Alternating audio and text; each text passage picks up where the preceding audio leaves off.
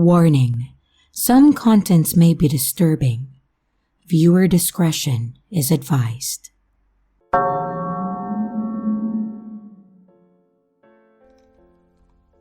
Story by you/Shuddering Shannon.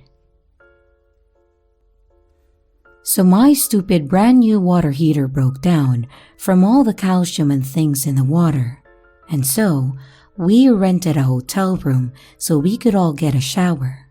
My hubby and my teenage daughters had gone in first. While they took their shower, I had already been looking for cameras. After shows and articles depicting warnings to check had me freaked out. My husband had laughed at me, so I thought that we were safe. It wasn't until I was actually standing inside the shower that I saw the camera. You had to see it from a certain angle, wrapped around the light that had a cover over the bottom of it, but an opening all the way around the edges in the middle. I looked up, and there it was. I screamed, and my hubby came running in. I told him where it was, and he checked, and sure enough, he took the bottom cover off, and the camera fell down, and was actually wired to the light and set to sit and point looking down into the shower. My husband ripped it out and marched straight to the office, and from there, a fight ensued. The creepy guy got pissed that my husband was destroying his room, and the owner called the cops. Well, my hubby is a hothead when he's on a moral mission, and grabbed the guy up by the scruff of his collar. His mentality being, if I'm going to jail, I'm going to make it worth it. But the guy's wife comes out, and by then I was dressed and there for backup, and she wanted to know what was happening. So I told her what happened, and she said wait right there. She had grabbed a knife from her room and was chasing the owner guy around with it. When the cops showed up, the cops asked us what happened first, and we told them. They took the owner in, and apparently found hundreds of videos in a private nook in his bedroom, and they are using it to build a case on him. So beware, check everywhere, before ever undressing in a hotel.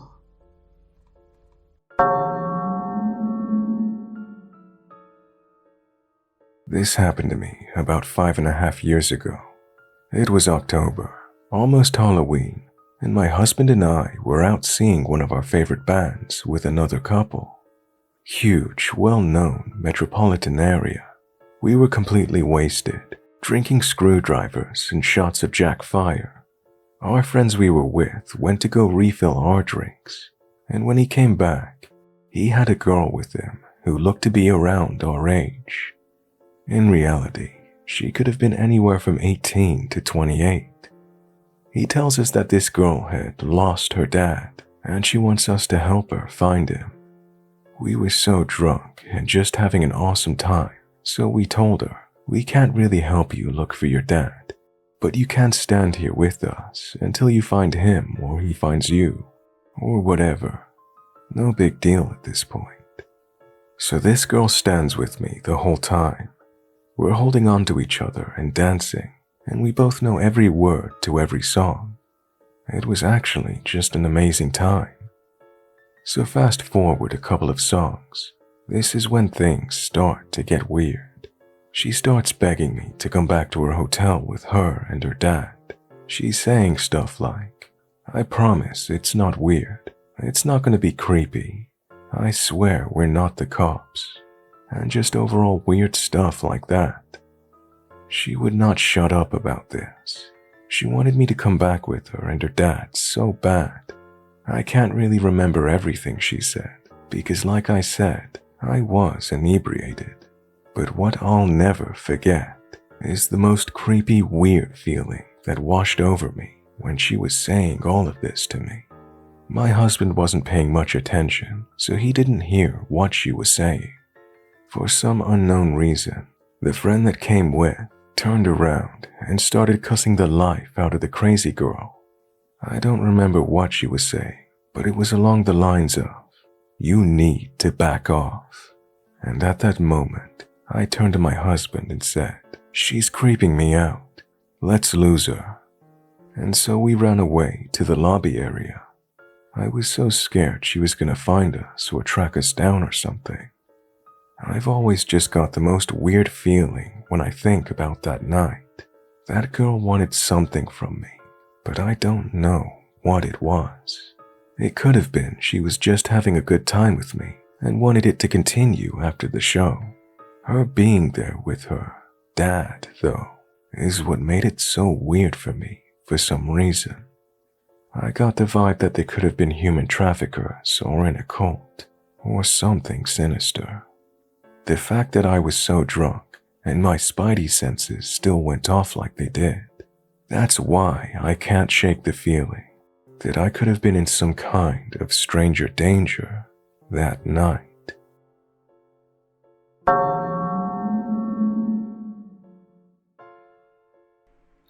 Story by you/time_appointment 9299.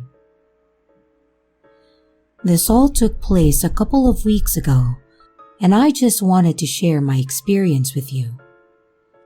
I have a friend, a female, 15 years old, and let's call her Anne. She was planning for her sweet 16. Her parents owned a hotel, so she decided that me, my twin sister, and a couple of our other friends could come over to her house on her birthday. We would swim and then head over to the hotel for a sleepover. Then we would go to the movies the next day. Her birthday was on Friday, so we would have gone to the movies on Saturday. Now, my parents have never been the type to let me or my sister go for sleepovers, but they had met Anne before and seemed to think that she was a responsible enough girl, so after enough begging, they allowed us to go. But I had another friend, Bella, that was also having her sweet 16 on Saturday, that we were supposed to go to the movies. Anne and Bella are two of my extremely close friends, but they're in different friend groups, so they aren't really close themselves. And Bella really wanted me to be there. So I worked things out with my mom, and she said that if Anne's mom could drop my sister and I off at Anne's house at 6 a.m. on Saturday morning, then she would pick us up and take us back home to get ready for Bella's party. Luckily, Anne's mom agreed. On the day of the sleepover, two of the girls who were going to be there canceled last minute, so we were just 6. We decided that 3 people would share a room. So it was me, my sister, and another girl named Sophie inside a room. The others were in the room on the right, one that was the opposite of ours. Later that night, we decided to make TikToks in the hallway. After a while, Anne's little sister and her cousin made us all stop and go into their room to tell us something. They told us that they had noticed that the door to the room opposite ours had been open for quite a while, and every time that they tried to close it, the man in the room would always find an excuse to open it again and refuse to close it, and they had found him peeking at us, trying to make our TikToks a number of times already, and that they were scared. I forgot to add that a couple of hours before this all took place, there had been a couple of guys in the hallway smoking weed. Well, I think, and the hallway still reeked of it. And while we were having lunch at the hotel restaurant, anytime one of us went back to their room to get something, there was a guy standing in the hallway who always tried to make conversation with them, but they just ignored him. Note that we are all between the ages of 14 to 16, except Anne's little sister, who is 11 or 12. And it's very obvious that we are children and those men were adults. I think they were in their late 20s, so there is no chance that they mistook us for adults. Well, back to the story. Since most of the girls were freaked out by now, We decided to just stay in Anne's room until we were ready to go to bed. After a while, Anne's little sister said that she wanted to go back to her room. She was sharing a room with Anne's parents, but she was too scared. So me, my sister, and another friend escorted her back, and Anne's mom told us that we would leave by 7 a.m. instead of 6. We told her that it was okay, and then we left. But when we told our mom, she said that we shouldn't leave by 7, or else the traffic would be too bad for us to make it home in time to get ready for Bella's party. The traffic is very bad around that area. But by this time, it was already around 11 p.m. and we didn't want to wake Anne's mom. So we told her to just send a text to her mom to let her know. But by the time we were heading back to our room, Anne said that her mom hadn't seen the message yet. There was really nothing we could do, so we just said okay and then left. My sister and I are very deep sleepers, so we told our friend to wake us up at 5 a.m. because she usually wakes up around that time to read Wattpad. Don't ask me why, I don't know. When it was time, she woke us up and got ready, but my sister went back to sleep. She's a deeper sleeper than me. And once I was done getting ready, I told my friend to wake me up at 5:45 so that I could wake my sister so that we would be ready when Anne's mom came to get us. But my friend fell asleep too, and she woke me up at 6. I was scared that Anne's mom hadn't seen the message and still thought that we were meant to leave by 7. So I decided to go and wake her up, and my sister was still asleep even though I tried to wake her up. So I decided to go alone. I was still in my pajamas because my mom had said that there was no need for us to bring another set of clothes to change into. When I opened the door, I saw 2 men standing in the doorway of the room next to ours. Music was blasting out of that room, and the smell of weed was stronger than last night. I panicked and rushed back into my room to wait for them to leave. And after a while, I checked to make sure that the hallway was empty before I ran down the hall. Anne's mom's room was at the opposite end of the hallway. And when I got to her room, I hesitated because I didn't want to seem like a nuisance coming to wake her up at 6 a.m. to drop me off somewhere. So I stood in front of her door, just staring at it, trying to gather up the courage to knock, when I heard the door to the room beside mine open, and the same 2 men from before came out. I tried my best not to make it obvious that I was staring at them, but I was just hoping that they would leave soon as I could run back to my room. They went towards the stairs and stopped right in front of it. They were quite a distance away from me, so I couldn't make out what they were saying when they started murmuring to each other. Then one of them, the one with the dreadlocks, looked directly at me and said, "Hi." And like the idiot that I am, I said hi back. He then said something, but due to my poor hearing, I couldn't hear him and had asked him to repeat himself a couple of times before I could finally make out what he was saying. He was asking if he could come talk to me.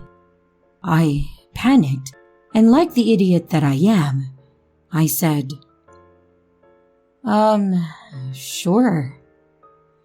So he walked down the hallway to stand in front of me, like directly in front. There was barely any distance between us, and I couldn't create any because my back was against the door to Anne's mom's room. He asked me what my name was, and I said the first name that came into my mind, Sasha. Where I'm from, that is an incredibly rare name, and I was surprised that he didn't question it. He asked for my number, and I said that I didn't have a phone. After that, he just stopped talking and then stared a bit. It was then that I noticed how empty the hallway was, apart from his friend, and how high this guy looked. He asked me if there was any other way he could contact me, and I said Snapchat because I was scared that things could go south fast if I didn't give him something to work with. He asked for my username, and I told him. And that was when my sister came out and saw us. She quickly walked down the hallway and stood beside me. She told me that my friend was looking for me, so I gave a rushed goodbye to the man and quickly ran back to my room with my sister. On our way, his friend stopped us and said hi, but we just ignored him and quickly rushed back inside. By the time we gathered the courage to come out again, they were gone. I told my friends what happened, but was too scared to tell my parents so they wouldn't use this against me the next time that I wanted to go for a sleepover. So, to the random high guy who cornered me in the hotel, let's not meet again.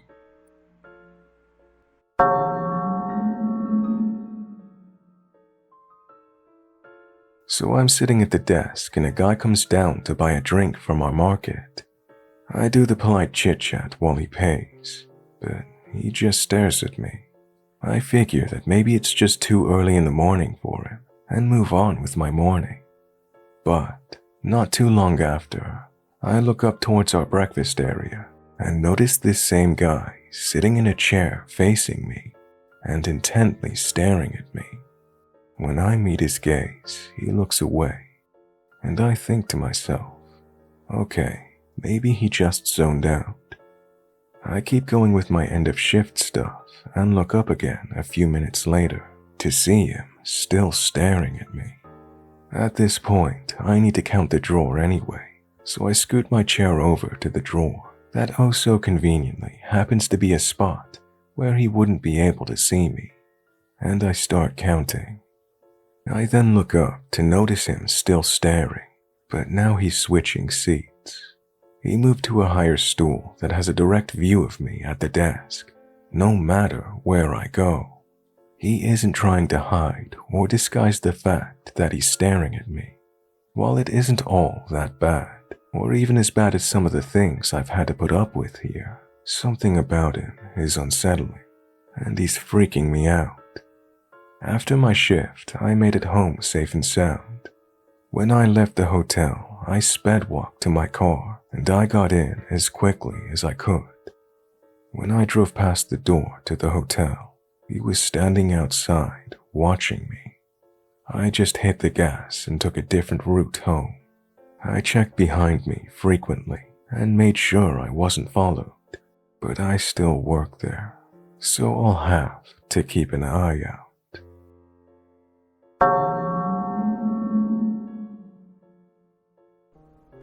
Story by u/cold_ad8932. This happened during the summer of 2002 while I was on a family trip in Las Vegas. My family and I went on a family vacation to Las Vegas. I am female and was 11 at that time when this story happened. There were a bunch of us since we had family visiting from out of country. After hitting the swimming pool, my family wanted to go to another hotel to go shopping. My grandma and I decided to go back up to our hotel room because she was tired and I wanted to change before meeting back up with the rest of our family later on for lunch. Note that she had just immigrated from the Philippines a few years before and knew very limited English. We got into the elevator, and as it was closing, an older gentleman, maybe in his early to mid-50s, asked to hold the door. I remember my mom telling me not to let any strangers know where our room was, so before he got in, I pressed 2 more floors, and thank God I did. He then got in and started making small talk.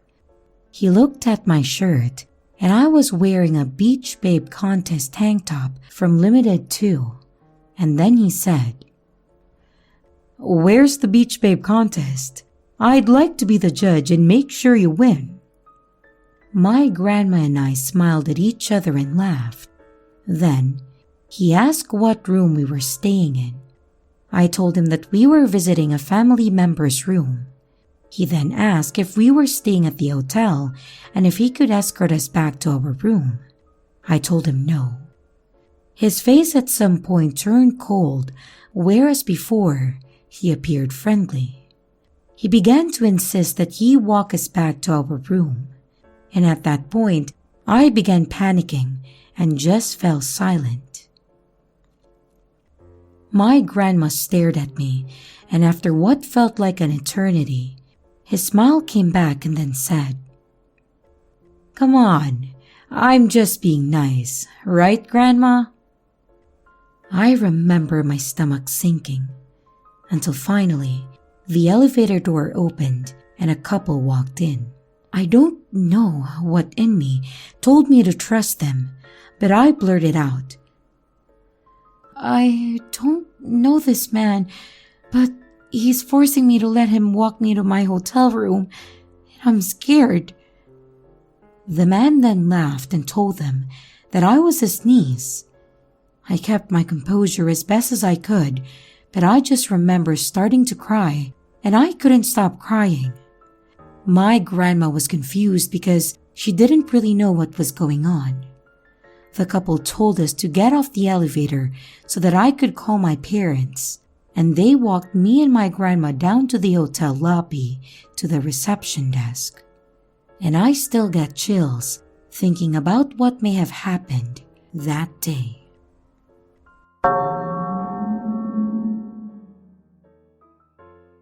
This happened back in the spring of 2007 when my buddy and I were doing a month-long backpacking trip across Europe. We had started in London and took every imaginable mode of transportation through France, the Netherlands, Germany, Austria, and finally ended our trip in Italy. Due to a bus delay, we arrived in Rome several hours later than scheduled. The folks at the hostel said they had assumed we weren't going to show and rented our beds to other travelers. Not to worry, they told us. There was a spillover property across the city they rented out for such an occasion. This was a 2-bedroom apartment with several bunk beds packed into the rooms. Here we spent our last 3 nights in Europe, along with a group of young Spaniards we ended up going out clubbing with and having a blast. On our last day, our Spanish friends left and were replaced by a large group of 10 Latin American men and 1 woman who we briefly met before heading out for our final night in Rome. There was a bit of a language barrier, but everyone seemed nice and we headed out separately. My friend and I got to our bunks around 2 a.m. and about an hour later, the other group shambled in. Clearly pretty drunk, they all got into their bunks, and within 15 minutes the lights were out and they were snoring away. All but one. One of the young men on an upper bunk directly across from me was still awake, seemingly playing with his phone. My eyes were shut and I was starting to drift off to sleep just as a bright light hit me directly in the face, and I heard the shutter click sound on his camera phone. Annoyed, but not wanting to be confrontational, I turned onto my back, facing slightly away, hoping he would just go to bed. Instead, he continued taking photos of me, whispering obscenities in English that I won't repeat. I realized that passivity was the wrong strategy when he got down off of his bunk and crept over to mine. For a few moments, he stood over me, apparently with his hand on the upper bunk, where my traveling companion slept. At this point, my heart rate went through the roof, and I quickly started considering options. A cold realization suddenly hit me. We were in a private apartment with no other travelers or staff in the building. If I confronted this person, he might wake his companions. I had no idea whether any of these men were dangerous, and if they were, we might be in for the fight of our lives. If they were so inclined, they could probably kill us and just say we had left on schedule and we'd never be heard from again. I was thinking of kicking this guy in the stomach and bolting for the kitchen to grab a knife when he suddenly knelt down and reached into my bed. That was it. I sat up sharply and got right in his face, asking, "Do you need something, dude?" As menacingly as I could. He froze. Without saying a word, he got up and walked into the common area. I heard the bathroom door shut. About a minute later, he got back in his bunk, and 10 minutes after that, he too was snoring peacefully. I was wide awake, fully dressed and ready for battle the rest of the night. Shortly before dawn, I woke my friend and we got out of there. He did ask, what was that guy doing last night? But I have no idea how aware he was of the whole thing. We were on our flight to Heathrow a couple of hours later, and we have never discussed it since. So yeah, creepy photographer guy, if I see you in public, you might meet these hands. Creep.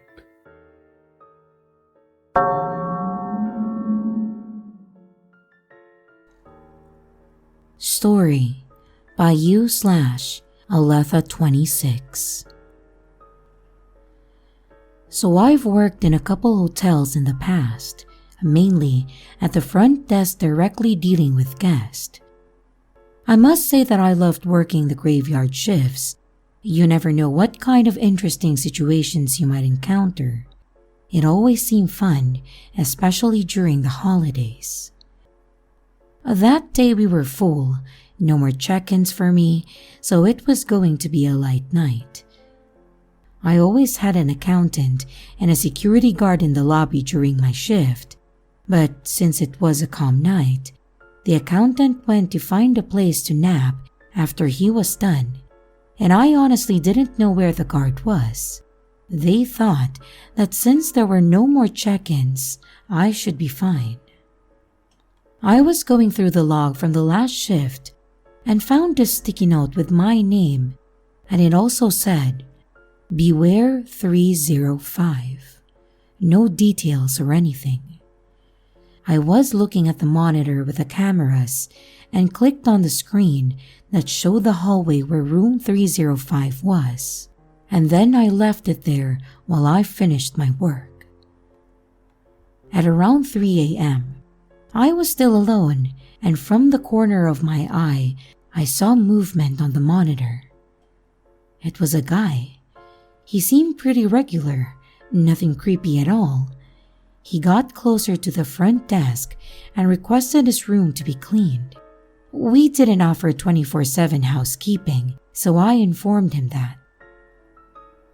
"Then you come clean. I sleep all day and I want my cleaning done during the night." I told him very politely that I couldn't do that, and before I could keep explaining, he asked for my zodiac sign, and I answered, a bit confused. All of a sudden, he changes the subject, now talking about how he was a warrior in one of his past lives, and that in this life, he comes from a long line of warriors. He kept changing subjects every 2 minutes, and I couldn't keep up suddenly. "So, should we start heading up to my room?" And so again, I explained. He started getting this weird look on his face, like frustration. He just turned around and walked up to his room. 20 minutes later, I saw him on the monitor coming down again. This time, he took the stairs and stopped before turning to the lobby. He was standing there watching me through a pillar. I was standing in front of the monitor, so it may have looked like I was just working. He then started looking around, almost like checking if there was any other way to get closer without me knowing.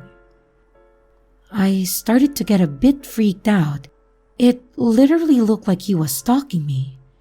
He went up one flight of the stairs, then got into the elevator down to the lobby.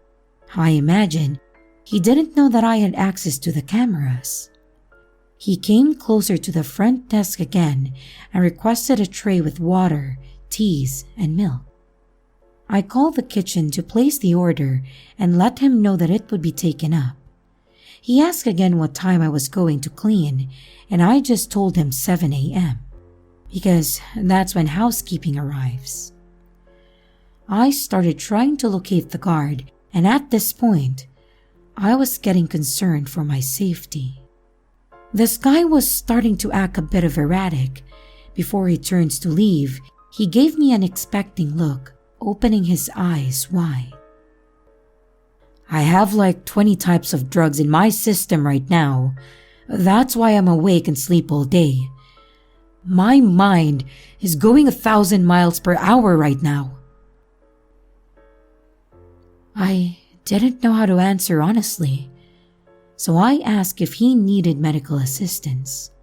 He laughed and asked if I wanted to join him for tea. I declined, and he left for his room once again. After room service delivered his tea, the waiter went by the front desk. "Hey, so we need security to be here with you. The guy from 305 just asked me if he could use our stairs to get to the front desk without being seen. But first, he offered me money to convince you to go to his room." I was freaked out for sure, but since another person knew of the situation, it gave me a sense of safety, I guess. And the waiter left me to try and look for the security guard. At 5 a.m., the guest comes out of his room again. This time, he headed for the maintenance stairs. I didn't have access to the cameras there, but I knew that he couldn't get close to me without me seeing him, so I didn't feel in any danger really.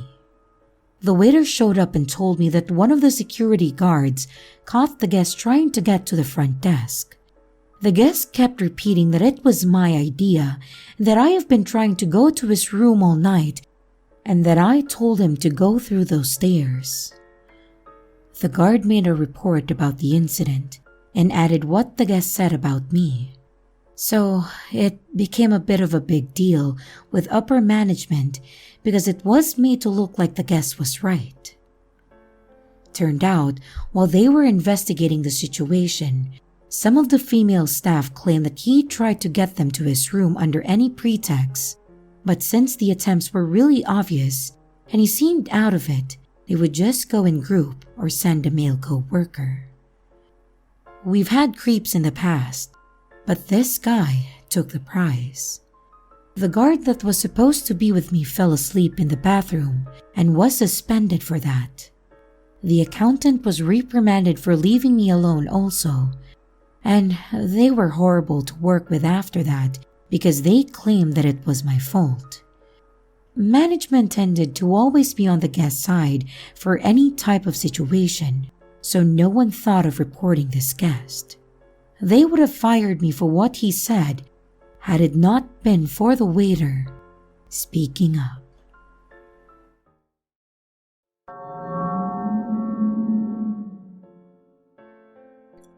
So thinking back, I actually have a story from back when I was a delivery driver for a certain sandwich shop that pretty much doesn't exist anymore. And while there are certainly people out there that won't think of it as creepy, it was certainly messed up and skeevy. It's one of those stupid memories that you wish you could get out of your head, but will not leave. And when you least expect it, bam! Instant revisualization of the situation. And it was not a situation that I wanted to be reminded of frequently. So as stated, I worked at a certain sandwich shop that was known for making their sandwiches toasty, as they would put it. And fortunately, they don't really exist anymore, or at least nowhere near how they used to. I was 18 when I worked there and was basically the second in command to the manager, mostly because I'd been there for 2 years, which made me the longest employee at that time, aside from him.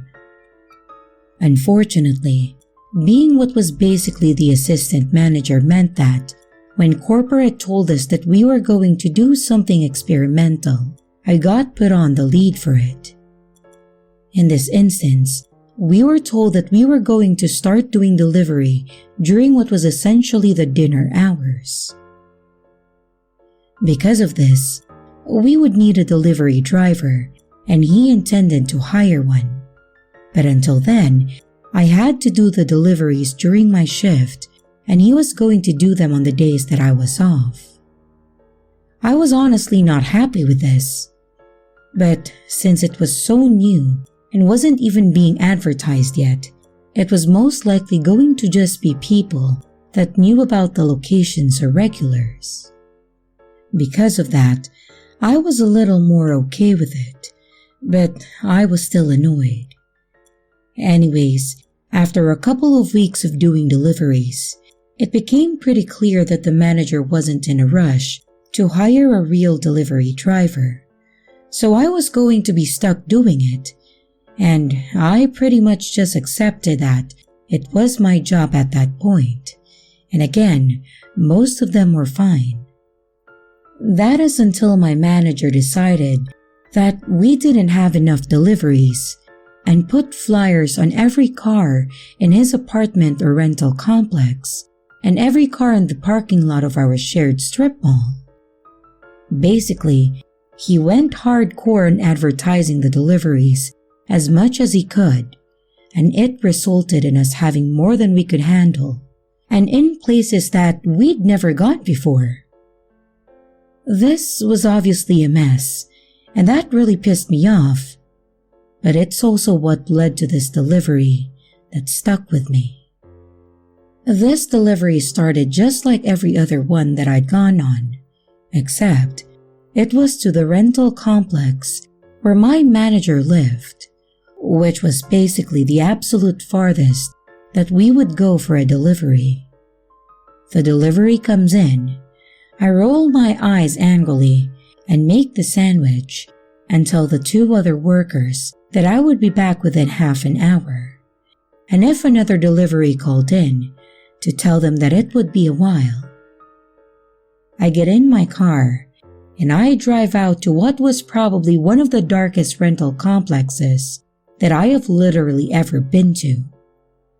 I spend several minutes trying to figure out which townhome this guy lives in, until I manage to spot his number on what is probably the darkest corner of the entire property.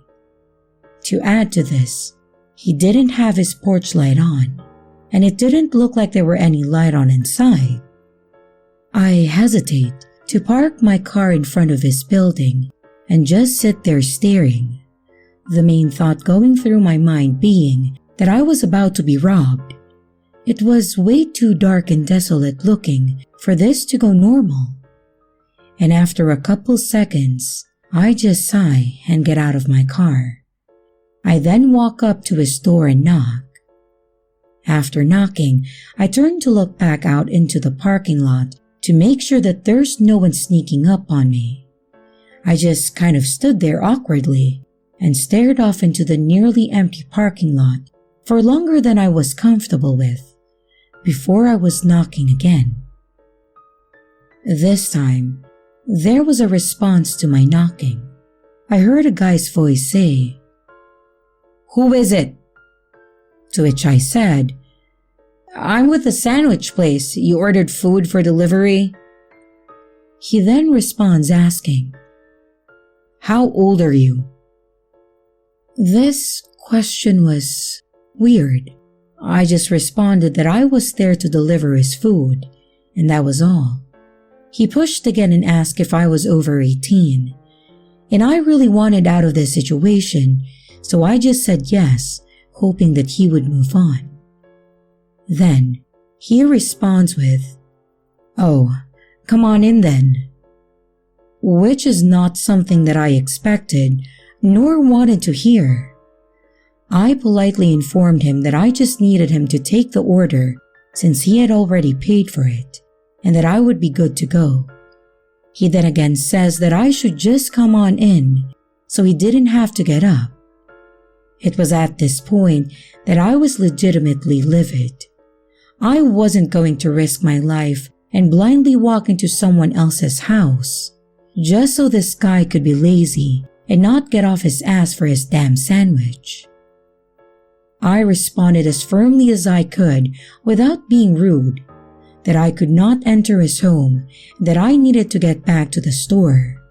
Then said that if he didn't want to get up, that I could leave the bag on the porch for him and he can get it whenever it works for him, but I would not be entering his home. Within a second of me saying this, the door opens and it got worse. The guy that answered was standing there and staring at me with a big grin on his face and was completely naked, wearing nothing but a baseball cap and his socks. Obviously, I jumped. I didn't expect to see some dude in the buff come to the door for his sandwich, much less one with such a creepy stare on his face. I turned to look away and pushed this food forward for him to just take it so we could end this ordeal as quickly as possible. This guy then reaches out and seriously caresses my hand with his, then says, "Oh, come on, no need to be shy. You sure you don't want to come in?" I seriously almost puked as soon as he said this. I more or less shoved the bag at him and turned, making a mad dash to my car. And when I started my car and my headlights kicked on, all I could see was him in all his horrifying glory, standing in the doorframe and laughing at me. I pulled out and drove back to the store as quickly as I could, and as I was driving, it hit me even harder about how pushy he was for me to come inside. The whole thing just made my skin crawl. When I got back to the store, I called my manager and informed him of the situation, expecting him to be livid that this happened, much more so for the fact that this guy was practically his neighbor. But much to my surprise, I got nothing more than, "Well, if he didn't hurt you, then we can't do anything about it." I then asked that he be blacklisted from the deliveries, seeing as how he had pretty much attempted to do something, and if nothing else, this was indecent exposure. And to that he said, "I can't really blacklist him, so just be more careful next time."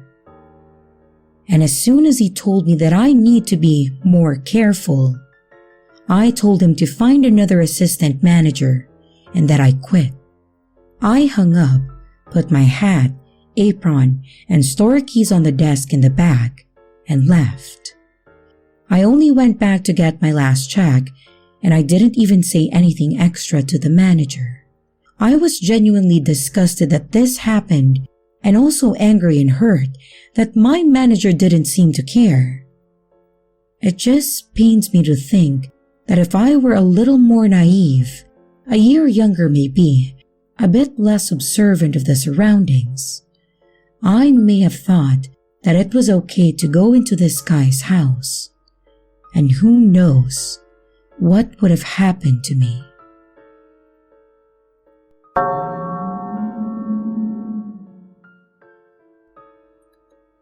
It was 11:30 at night, and I'm a 23-year-old female Chinese food delivery driver. I was running the very last delivery for the night on a very busy and hectic hell that we call college football days. We literally run from 11 a.m. until midnight sometimes, and I was extremely tired and frazzled from campus traffic all day. So, after I delivered the last delivery, I pulled up at a stoplight, and I'm turning right at red, and I see my creep's car seriously far enough for me to pull out and pick up enough speed, which I did. So, Mr. Creep and his family, by the way, they were returning from game day activities.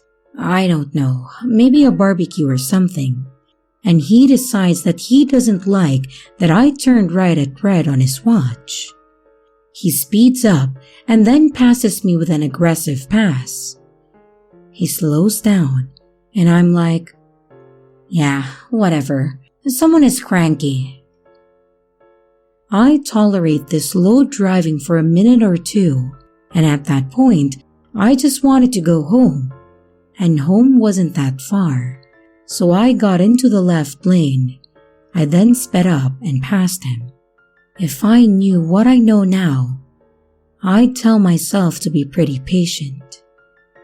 So now, Mr. Creepy and family are behind me, tailgating me with their high beams on. This old guy seriously doesn't like it when he's been passed up, so he does this for a few miles and stopped.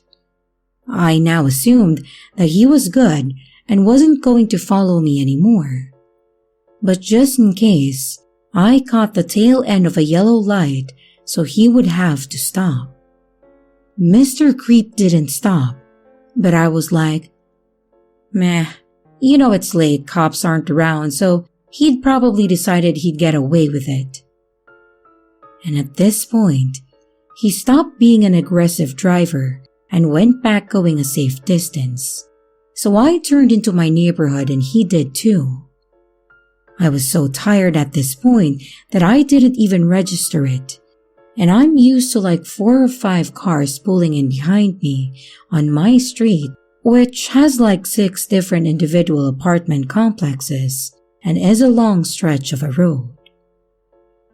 So when I pulled into my own personal complex like an idiot, this guy followed me in as soon as I pulled in. And while he was behind me, I was on the phone with 911 describing everything. I parked by the mailboxes so he wouldn't know my apartment number, and he blocked my car and ran to my window, banged on it, and started yelling at me that I ran 2 stop signs. And let me tell you now, there were absolutely no stop signs from where he found me all the way to my apartment complex. My adrenaline was pumped, and I hopped out of my car, ran behind his, and read out the plate numbers perfectly, and then gave them a perfect description of the mail. Him being pissed off, hopped back into his car, and while whoever was in his car called 911 and showed me on her phone that she was on the phone with them, I was smart and stood behind my plates, because honestly, they followed me home. I'm the victim. He then sped off, and it wasn't until 911 told me to hang up and go indoors that I started shaking and realizing how dangerous that situation could have been. I began sobbing because I was all alone and my boyfriend wasn't home yet, and my brother, who was staying with us that week, wasn't home either. I left my car parked on the street in an awkward angle because I was too shaken to fix it. I ran into my house, called my boyfriend and brother, and begged them to come home. I now have to go see this creep again on Friday for a summary hearing. He's trying to get his harassment side off his record because he works for a really high position at the Ivy League university in the town I live in. I'm honestly not dropping this case, no matter how sorry he is. You don't do that to people. It's harassment, and if I don't teach him a lesson on consequences now, he'll never learn and will probably do it again to some poor little 18-year-old freshman.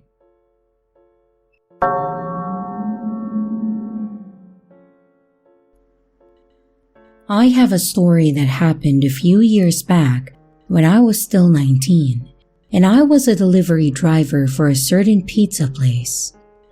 I won't give the name of the actual restaurant, but I think you can figure out who it is if I call it Pizza House.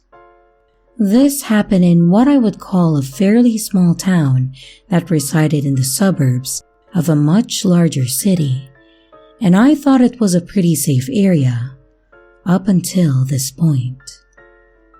What happened could have happened to anyone really, but it happened to me because I happened to be the delivery driver that got sent to this delivery. It was a pretty normal night at the pizza house. We were fairly busy but weren't being slammed too bad. I was one of the 3 drivers that were on the clock that night, and we were busy enough that we didn't get to relax between drives. I remember I was on a double delivery when this took place.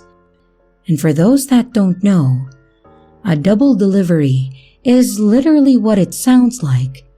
You're tasked with taking 2 deliveries at the same time, and you basically drive to the closest location and then to the furthest location and back.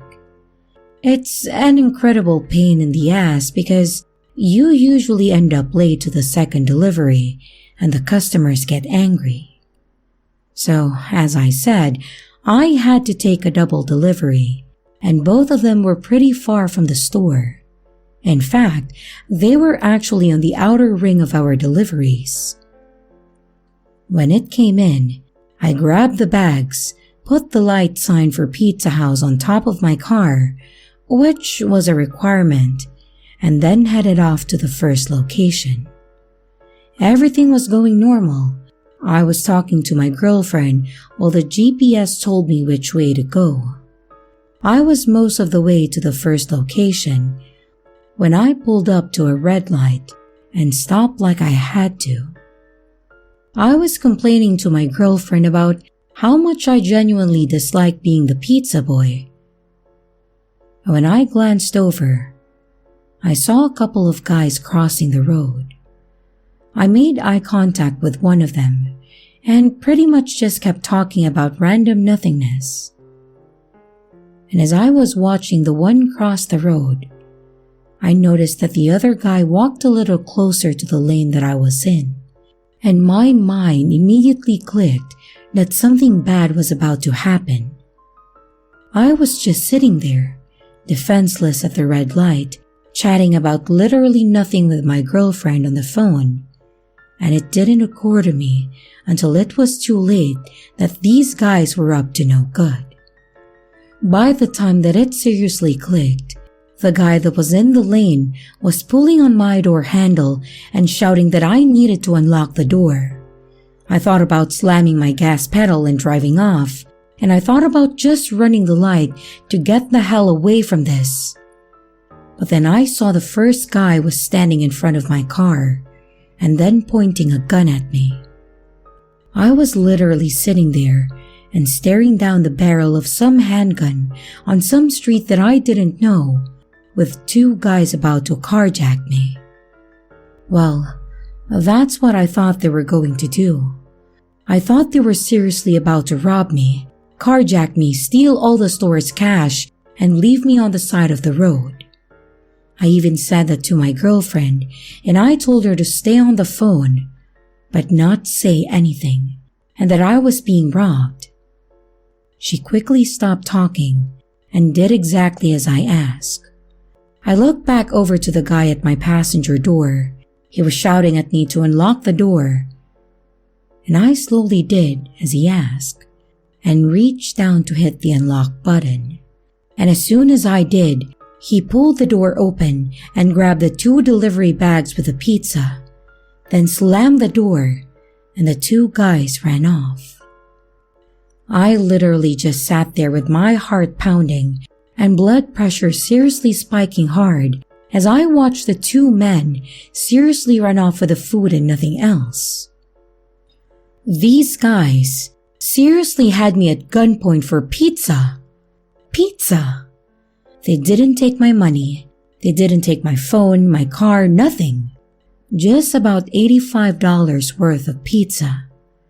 I even told my girlfriend, between adrenaline-fueled tears, that I was just robbed, but they only took the pizza. I remember her asking if I was serious, and even laughing slightly. I told her that I needed to call the store and tell them. I hung up from the call and then called my manager directly. I told him that I was robbed, and at first he asked if I was okay. But then when I told him that they just stole the pizza, he seemed a bit less serious about the situation. Obviously, I was terrified, and I was seriously thinking that I was going to be hurt or even lose my livelihood. And I'm actually thankful that these guys just wanted the food and decided not to take anything else.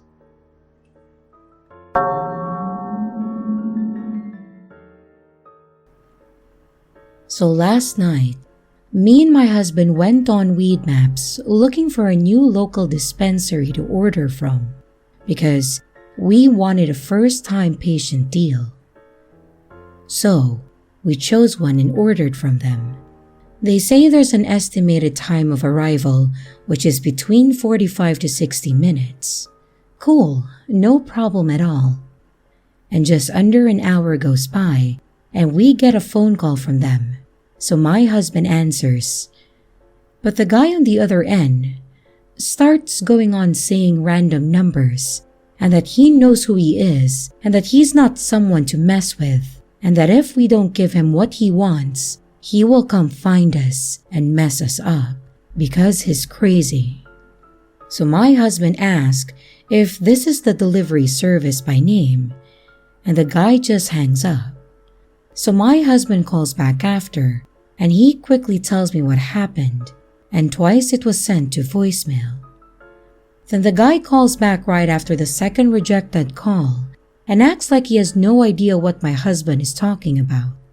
My husband explains the phone call that he had received, and the guy just said, "Oh, we've been having some issues with that," and sounded a little nervous.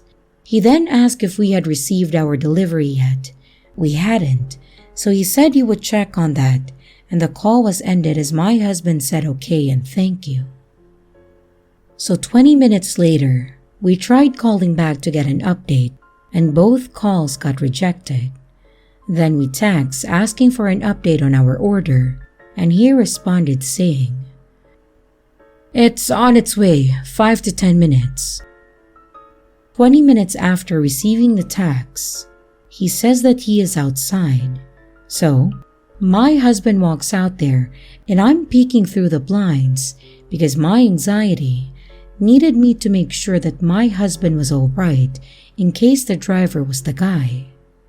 I then see the transaction happen, and as my husband goes to walk away, I see the guy completely stare at my husband as he did that, even stopping his car that had started to drive away. We both go out onto the porch and my husband tells me that it was the guy from the phone and he knew the guy was staring at him, and he even turned around and looked at him as he walked back. Then, we see the guy's car back up the way he had came and the security truck driving towards him. Then, they both leave the apartment complex. We stayed on the porch because I was super nervous that he would come back, and I was considering leaving a review saying that it was a very sketchy transaction. But I decided not to, in case it would escalate the possible situation. But then he comes back. He comes to an almost complete stop in a way that his headlights illuminated us, and we just watched him as he drove the other direction towards a different building, and he proceeded to park in a spot and back up and change directions in his car a bunch of times, with pauses in between where he was, in the middle of the road even. Then, he drives past us again and doesn't look at our direction. My anxiety needed the situation to come to an end somehow, and I needed to see him leave. But then he drives by again. This time, he is full on staring at us and even turned his head around once he had passed us, and then drove off more into the complex. My husband decides to call the number back, and the guy answers, and my husband says, "Hey, we just got an order from you." And the guy says okay. And then my husband asked him if he was lost or needed directions somewhere. And the guy says no, that he has another delivery in the K building. So my husband said okay, and that was it. We stayed outside for a few more minutes, and we never saw him or heard his car, so we came inside. Lately, my anxiety has been pretty high, but even my husband was weirded out about this, so I don't think that it was just us. And I am sketched out that he has our number and address because I don't really buy a story at the end there.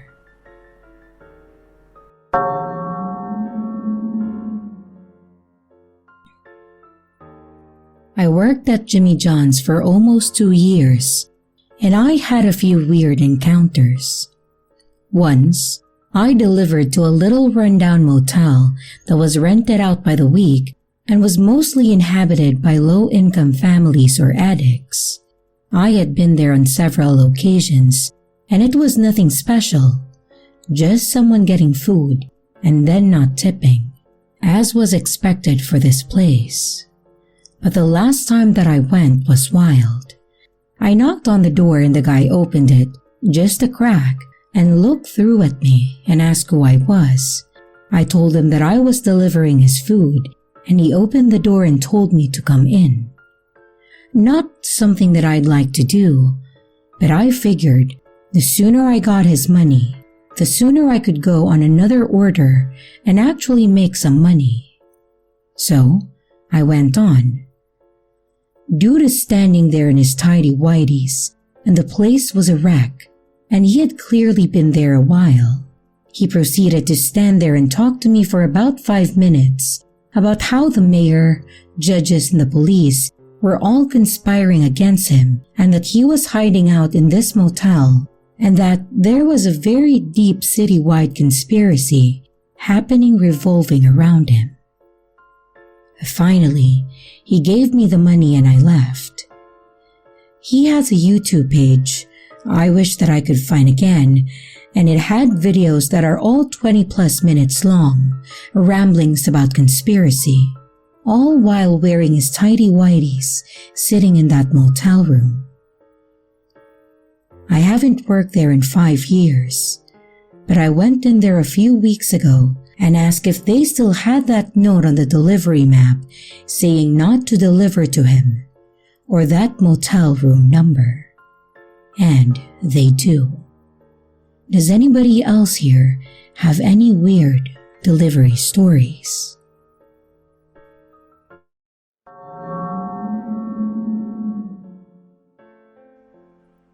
To my murderous neighbor, let's not meet again. Story by u/JK47. I grew up in a condo complex with a lot of kids, so like the 5-year-olds and the 14-year-olds all knew each other and played like Foursquare and stuff together kind of deal. I think I was in 9th grade when this happened, so I hadn't been playing outside as much, but I still knew all the neighborhood kids. One kid that lives a couple of condos up from me, I will call Ray Ray to keep it anonymous, because I'm not sure how much he knows. At this time, he was in 2nd grade, and I was outside one day and he was crying and upset and started to run in front of a car. I had to stop him and then go get my mom. He was hysterical, saying that his dad was going to kill him. I wish we would have taken him seriously, but we thought that he was just in trouble and upset about it. My mom got his mom, and she said everything will be okay and took him home. That summer, Ray Ray went to stay with his family in Bulgaria because they were immigrants from there, and I don't know, maybe his mom had a gut feeling that she needed to get him out of that house. Thank God, because he was not being irrational about his dad. One night, I was at a sleepover, and I get a call from my mom really early in the morning. Ray Ray's dad had hammered his wife to death 3 condos down from mine. And he didn't stop there. He drove to his wife's work and killed his sister-in-law the same way, and then to his sister-in-law's house to kill her brother. The police got wind of it but couldn't catch him in time. He spared himself the hammer and shot himself. I haven't seen Ray Ray since he left that summer, but I know that he switched schools, and I heard a rumor that they told him that his parents died in a car crash. But he is a junior, so if he ever Googles his name, he will know right away what his dad did. You never think something like this will happen to someone you know. I guess what I really learn is to listen when people are calling for help in whatever way it is. And kids know what they're talking about more than we give credit them for. So, I know you're dead, but even on the other side, let's never meet again.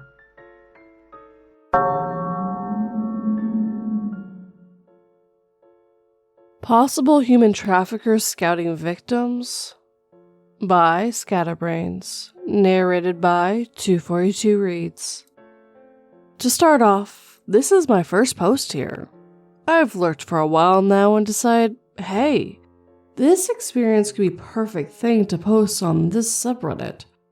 It's kinda weird, it's kinda odd. Why not? This encounter happened to me, male 19, and my 2 friends a while back. We'll call them, Mitchell and Tatum. It was around 9:45 at night. It was really dark, and we were walking to Tatum's apartment, which was only about 8 blocks away.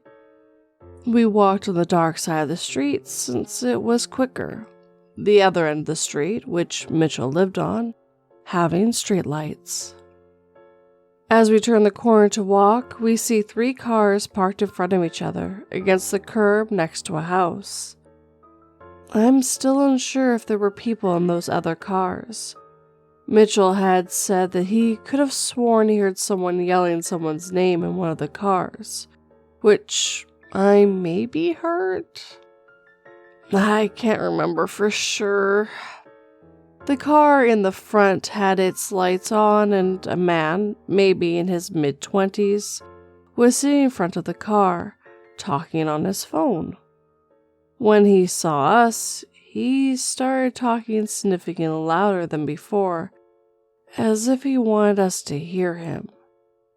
Red flags are going off in my head. I don't remember what he was saying, but Mitchell later stated that it sounded like he was talking in code. Something along the lines of, she had a great time, having a good time.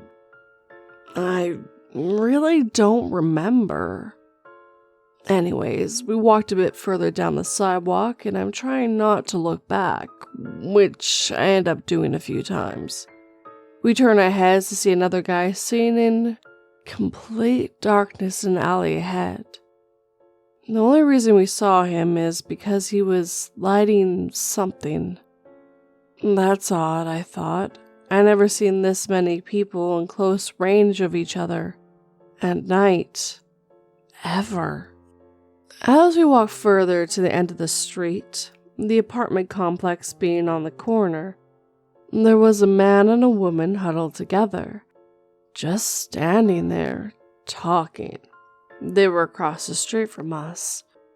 We eventually turned the corner and rushed into the complex, where we theorized what had happened. Before we even got into the apartment itself, we heard a popping sound, which wasn't too far away. Mitchell said it sounded like a gunshot from what could have been the same area we came from. Mitchell said that the middle car could have been blocking someone in to nab them, which could make sense, but I still don't know. When my mom picked me up, they were gone. The cars, everyone. And the other people we saw seemed way out of place because there's usually nobody out there besides us. I feel like it could have been a human trafficking scheme, which is scary to imagine. Does anyone have any theories on this? If so, feel free to share them below. I really want to hear your feedback.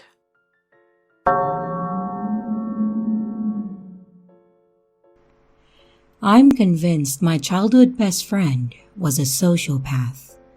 Story by you/Rihanna JD.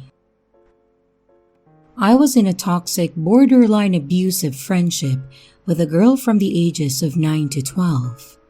Here's some background information to give you a little understanding as to what my life was like back in the late 2000s, early 2010s. I grew up in a very tumultuous household. My parents hated each other, and my extended family, along with my immediate, were plagued by mental illness and drug addiction. So, needless to say, I was a very anxious child who was drawn to unstable people, and suffices it to say that they were drawn to me.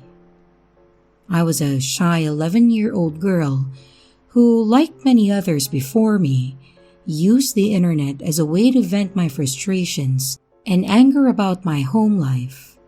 This was the time where AOL was the main source of communication used between friends, and I was no stranger to this, along with MySpace and Facebook. However, I wasn't like the typical preteens of this era, or so I thought. I kept my profiles private. I never accepted a follow or a friend request that I didn't know, and never shared my location on these said profiles. And this is the part where I introduce Tanya. Tanya isn't her name, of course, as I don't want to use her real name in case she just so happens to read this thread, watches the YouTube channel, or listens to the podcast. So we will just call her Tanya. Tanya and I met in elementary school, one of the points in my life where my family situation was quite volatile, and in retrospect, I think she sensed this. I was vulnerable, and Tanya took advantage of my innocence. She never really displayed any signs of her true intentions in the beginning, as they never usually do. She would do shady things every now and again. For example, manipulate me into begging my mom to stay on the computer until the wee hours of the morning so we could go on NSFW websites.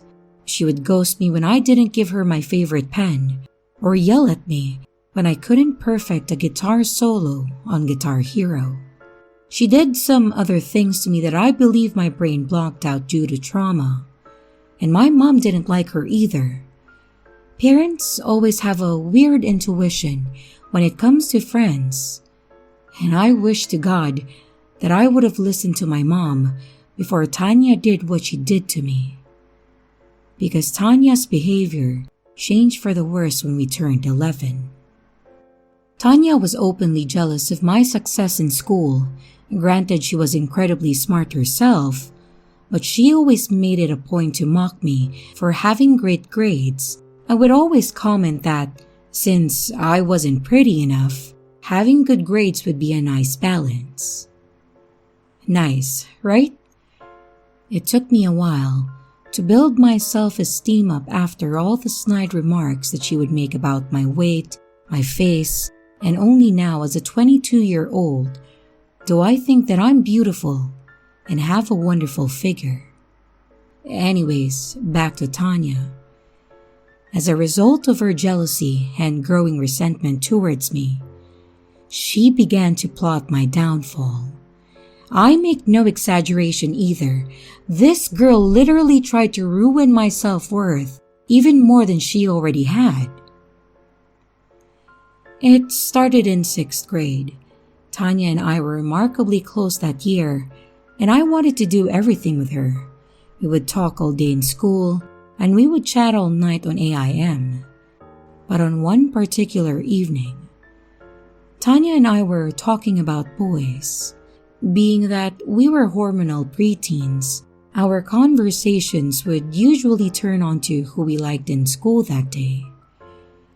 Being that I had a horrible relationship with my father, I didn't really trust boys, even from an early age, so it was rare if I developed a crush on one. And I remember Tanya and I's conversation going a little something like this. Tanya said, "Do you know Mark?"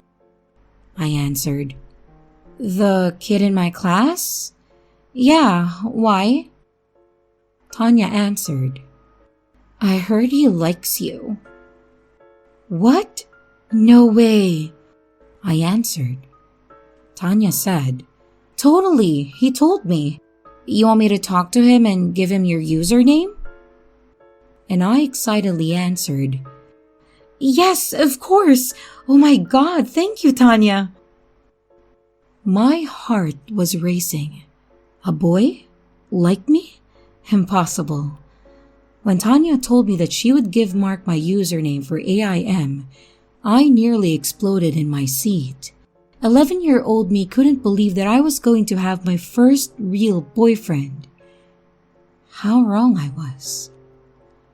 Fast forward to the next night. I was getting ready for bed when I heard the famous AOL ding sound off on my iPod Touch. You know the sound that I'm talking about. And when I checked the notification, it was a message from MarkyBoy99. I don't remember his username, so we'll just go with something like this. I turned red. Tanya had really talked to Mark and gave him my user. She was truly the best. He messaged me with the usual, "Hey," emphasis on the 3 Ys. And I responded, "Hey, I didn't want to come off as desperate, so I only used 1 Y." And not even 1 minute later, he messaged me back. We talked all night about everything, our days, how school was, what type of silly bands we liked, typical 11-year-old stuff. And I had to admit, I was smitten right off the bat. I think it was partly because I never really had a boy like me before, and the other part being that my self-esteem was so low that I never thought a boy would be capable of liking me. Also, it could have been because Mark was one of the most popular boys in school at that time. He played football, he was mouthy to the teachers, and was extremely outgoing. All the things a young girl would be attracted to. We talked for months, my puppy love growing for him more and more every time we chatted. Of course, I never spoke to him on the phone, nor did I get his phone number, because why would I do that, right? All the while I was speaking to him, Tanya would be gassing me up, telling me how proud she was of me and that I deserved a boyfriend. My suspicions of Mark only began to grow when I attempted to approach him during school hours. Again, I had anxiety, so I would never really speak to Mark outside of AIM. But when I talked to him, Mark looked confused, as if he has never had a conversation with me before in his life. He turned away from me on the playground and walked to be with his other friends. Huh? Weird. This wasn't like him. He was usually so chatty with me online that I expected him to welcome me with open arms in person. My ego was bruised. My little 11-year-old mind tried to rationalize this behavior by chalking it up to him not wanting to talk to the nerd, since he was so popular and that he just preferred to keep our relationship online. I told Tanya the news, and she seemed to be genuinely heartbroken for me. She was just as angry as I was and vowed to confront Mark later that day during music class. I was happy. Tanya had my back, and as far as I knew, She was going to tell Mark off about him being a total jerk to me. Well, it worked. Later that night, I got a message from Mark telling me how sorry he was for ignoring me and that he was just going through some family things. Oh, back in love I was. I didn't care that Mark ignored me during school. I didn't care that he rejected my advances in person. As long as I had him to talk to online and Tanya's support, I was fine. I even told my mom about him, and she was extremely happy for me as well. Another month passed and it was March 31st, 2011. Mark messaged me and told me that he had something very important to tell me the next day. The anxiety began. What was it? What did he have to tell me? At that point, I considered myself and Mark to be dating, so I was anxious that he was either going to break it off with me or that he was going to make us public in school the next day. I told my mom and Tanya, almost on the verge of tears with how excited and nervous I was. Well, the next day, April 1st, 2011 rolled around, and this is what followed. It was around 7 p.m. and I was on Club Penguin, as I usually was, until I heard a familiar ding. It was Mark. It was time for the news that I've been waiting for all day. Mark said, "Hey babe." I answered, "Oh my God, hey! I've been waiting for you to chat me all night." Mark answered, "Sorry babe, I was at practice.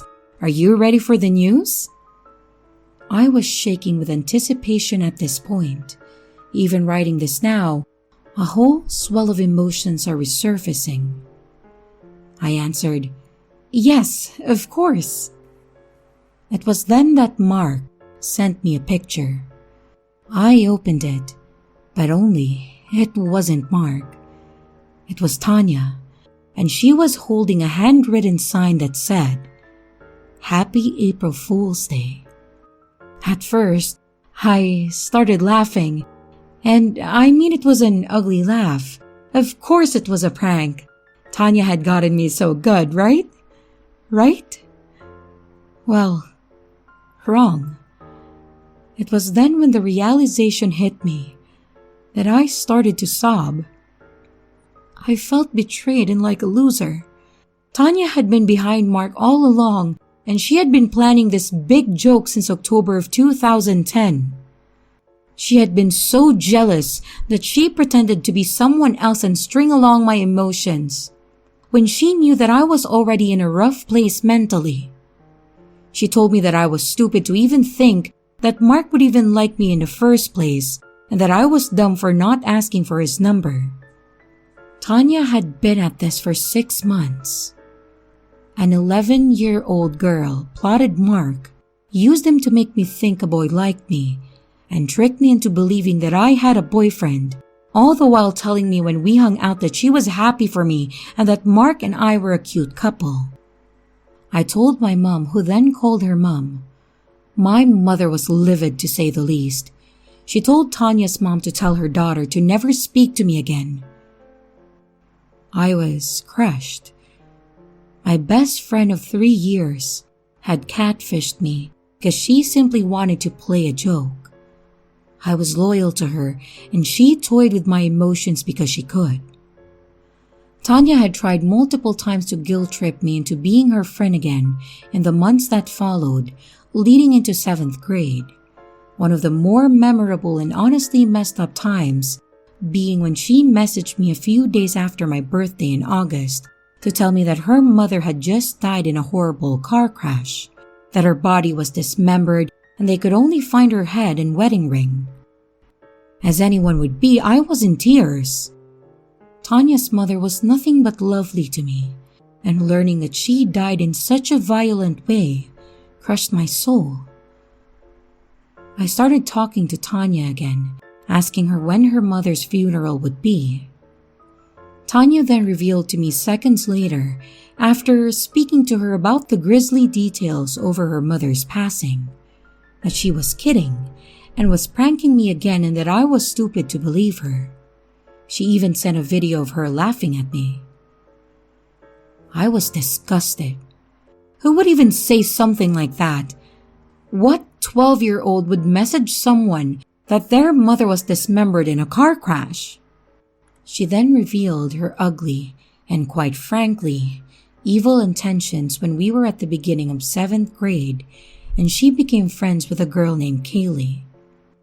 They both invited me to sit with them at their lunch table, and because I was desperate for friends, I stupidly accepted, only to be met with hordes of insults and laughter behind my back every chance that I wasn't looking. Tanya then messaged me one night telling me to kill myself and that the world would be a much better place without me in it. She had Kaylee tell me to go jump off a bridge, and Tanya told me that she hated me and was never really my friend to begin with, and that I deserve all the pain she put me through the year prior. I again told my mom, who then called the police. She had had enough of Tanya, and so had I. For 4 years, I had put up with Tanya's malicious behavior, and I just couldn't handle it anymore. My mom made me delete my AIM account, and Tanya's mom told her to never contact me again or else. My mom also advised me to move lunch tables, but I was hell-bent on not letting Tanya win. For the entirety of 7th grade, I sat at the same table as Tanya, only I spoke to my friends at the other side of the table, and I never spoke to her, looked at her, or gave her any sort of attention. And Kaylee was scared to death of me afterwards too, as the police had gotten in contact with her family as well. It's been 10 years, and I still haven't spoken to Tanya.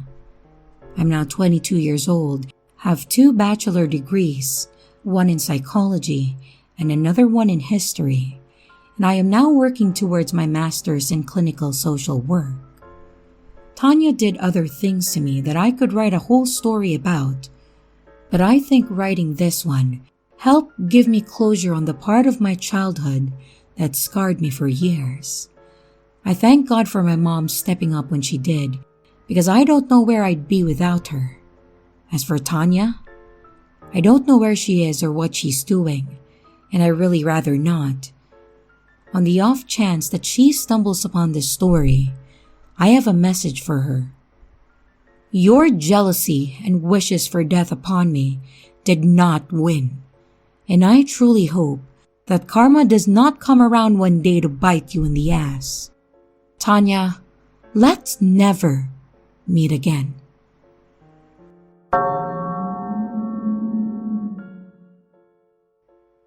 The secret room below the basement of my friend's house.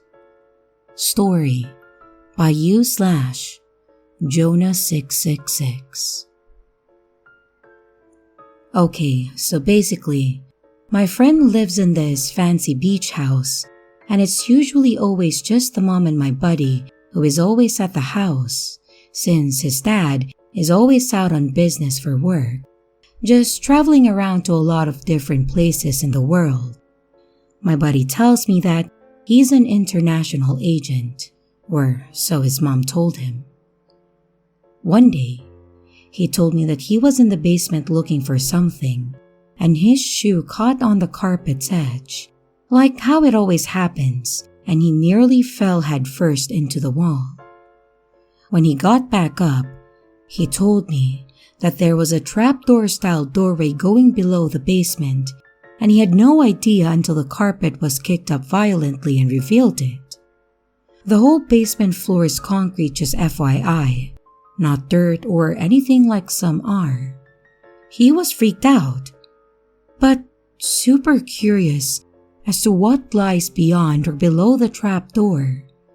So he opens it, and this is how he told me what he saw, and the following events that followed afterwards. He opened up the trapdoor that was concealed by a rug somewhat near the corner of the basement room.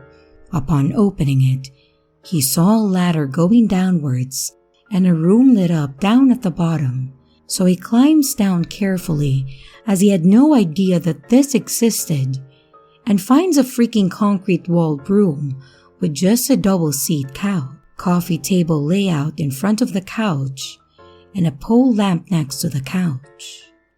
There was also a metal door off to his right in that room, but he said he got freaked out as hell and just climbed out and proceeded to shout for his mom in the house to tell her what the hell he just found.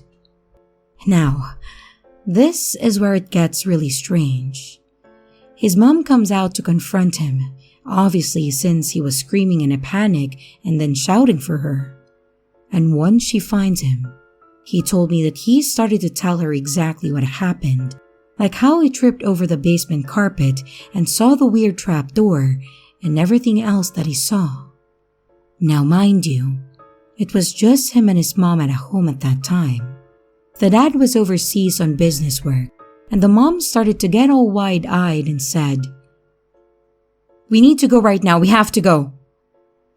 In a state of sheer panic and confusion for both him and his mom, but he didn't understand what the hell was going on. They went to a hotel for a day and a half, and the whole time he kept asking his mom what the hell was going on and what was that trapdoor. And he told me that she literally was terrified of even saying anything about it except, "You shouldn't have ever seen that. This is a huge mistake." And repeating that sort of line in different ways while she was panicking herself. Somehow she figured it was safe to go back to the house and told him to just forget about it and never talked about it again, ever. He's a good friend of mine and wanted to share this because why the hell would you bottle up something so weird after that? Anyways, he said one day when his mom left for a quick grocery shopping, some few weeks later, he returned to the basement to find that the rug was completely gone and the trapdoor filled up with concrete. He could actually see the outline faintly where the doorway for entering below the basement was. Needless to say, he got more freaked out over that and told me that he thinks his dad is some kind of international hitman or something. He told me that he thought the table next to the double-seated couch was like a setup style table, and the room to the right with a metal door, which he wished he wasn't too scared to open, might have contained all kinds of weapons or something.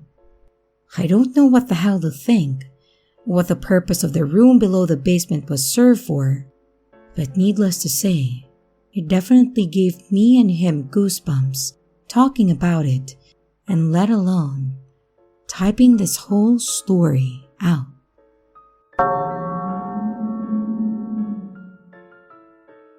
The Creepy Coworker by Hannah Joni. This is my first time posting here, and this event happened in 2018. I worked at SeaTac Airport, which I still think is probably the smallest international airport I have ever seen. The airport was so small that your workstation almost forces you to work alongside other jobs. In this case, I worked in sales, and we were stationed next to the wheelchair lane, which usually had one wheelchair pusher in the lane. Now keep in mind, I was only 19 when this incident happened. I would say I'm a sweet person who goes out of my way to start conversations with people that look bored since I work night shifts at the airport. There was practically nobody flying, and there would be more workers than passengers. Therefore, we met Mike, around the age of 20 to 23. Mike was one of the wheelchair pushers who looked completely out of it, zoned out and didn't seem non-talkative. Me and Mike worked side by side in lanes.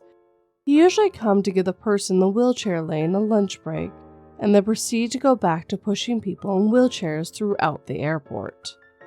The 30 minutes we saw each other every day was completely awkward and quiet, until one day he overheard me and a coworker's conversation about depression.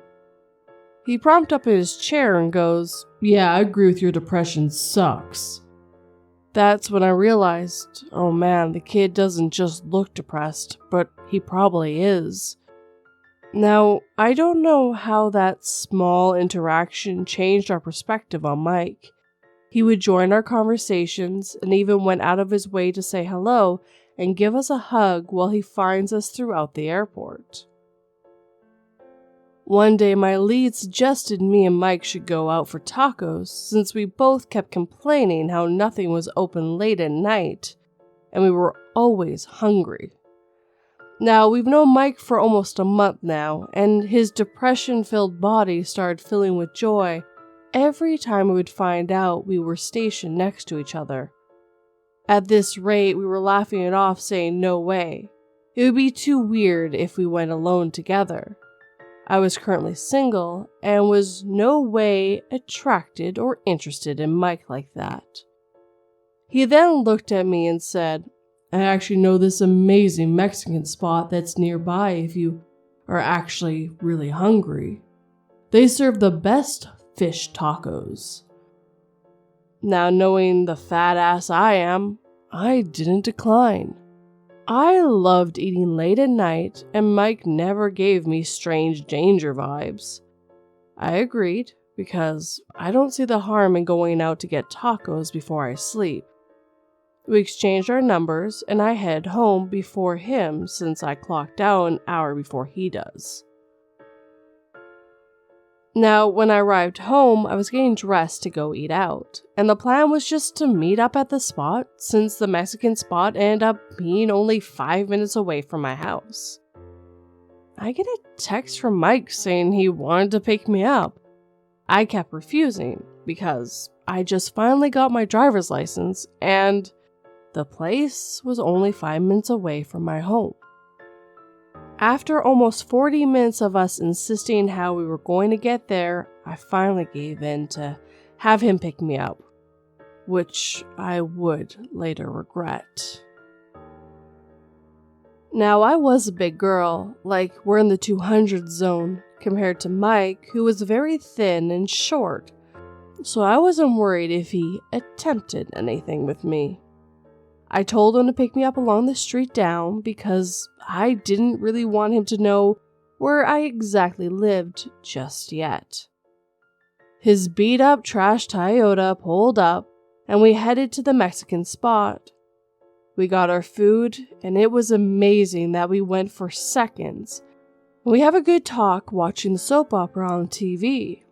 After we're done, we get back into the car where he was supposed to drop me back at home. But he stops, looks at me and says, "Can we talk in private? I know a spot."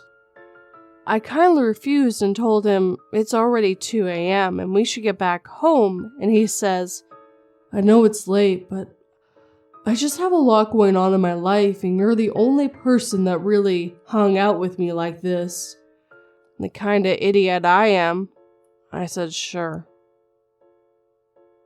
Already seeing him drive down the road, I noticed so many red flags.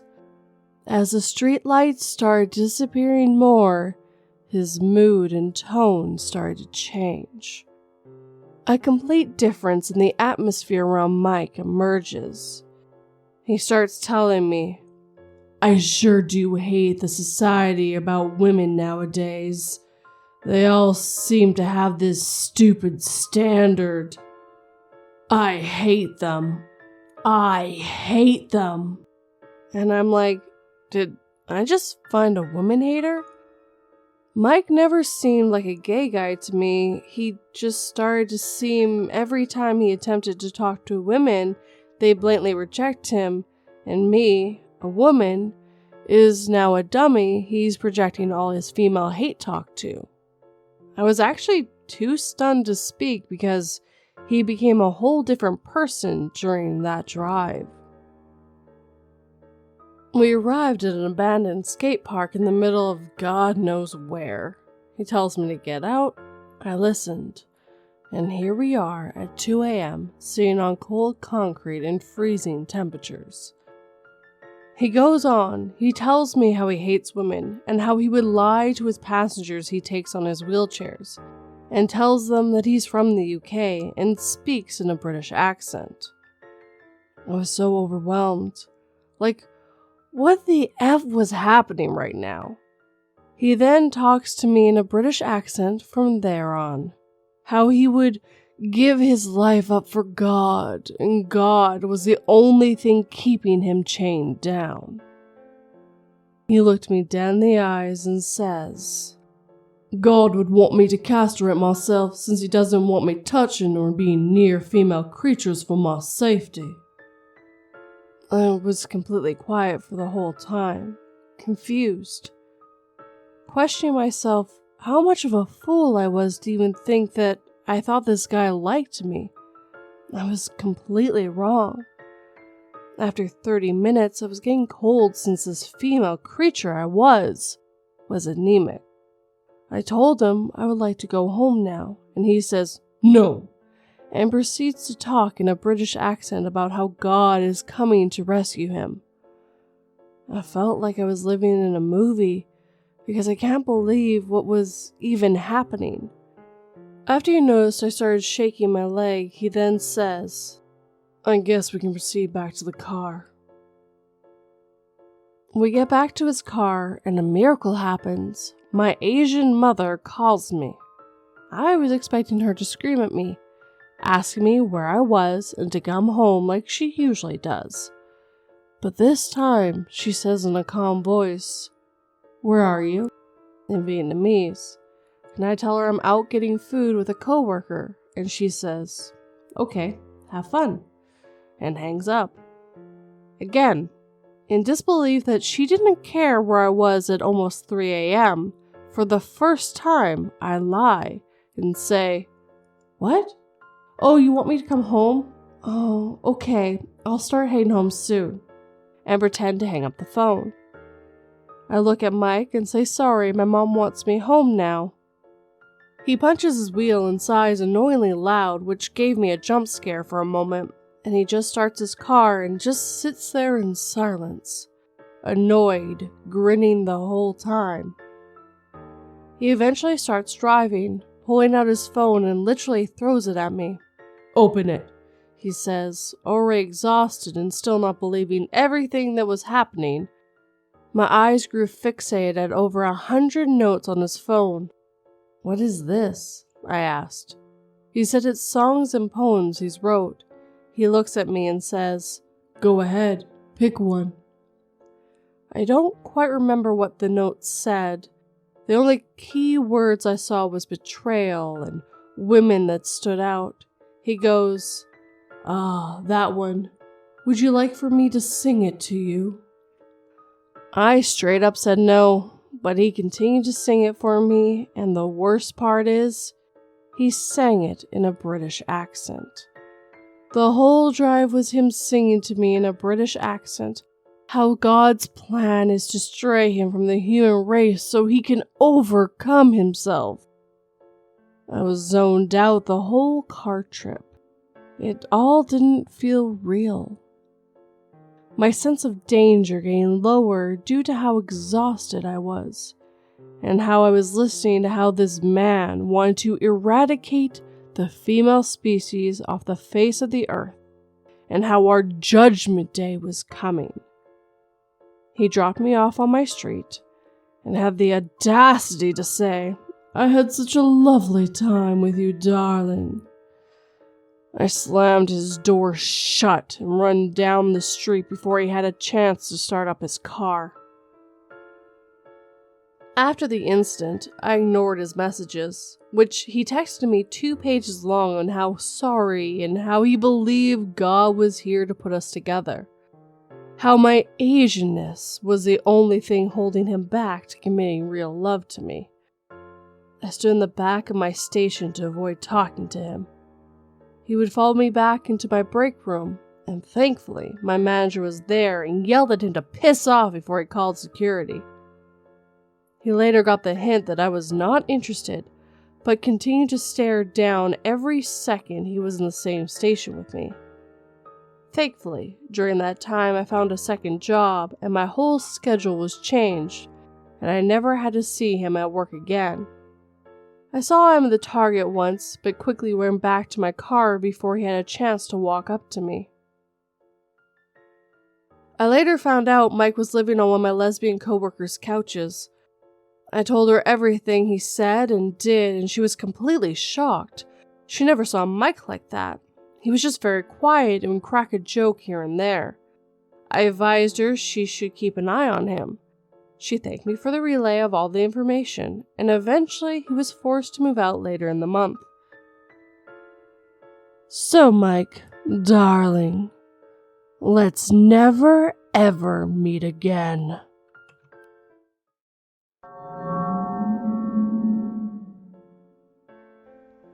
Okay, so this happened when I was babysitting 2 kids just a few months ago, and I knew that I had to share this with you. I'm in my mid-20s, and I've been babysitting since I was probably around 16, between my own sibling and other family members' kids. I started getting my own regular kids that I would watch too, so that pretty much took up a lot of my time, especially in the summer. But I didn't mind. Their parents typically paid well, especially the ones that had multiple kids. So one of my regulars recommended me to their co-worker, and I started watching their kids too. They had a 2-year-old girl named Macy and a 6-year-old boy named Josh.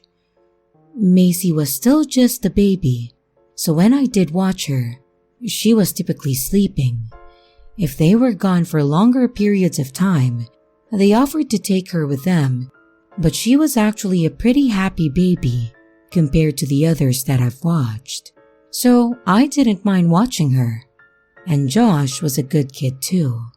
He was your average kid. He played with cars, Legos, and dinosaurs.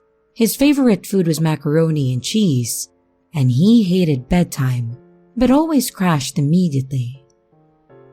So when their parents had a corporate dinner party, they asked me to watch them and I agreed, knowing that I wouldn't have any problems. So I got there around 5 p.m. and saw the parents off for the night. I want to explain their house a little bit, since it will be relevant. From the front door was the living room. Straight back was the dining room, and to the left was a hall that led to the parents' room, where Macy was still sleeping at that time. There was a bedroom for Josh and a bathroom. Behind the dining room was the kitchen, the back door, and another hall that led to their back room or office, and the stairs to the basement.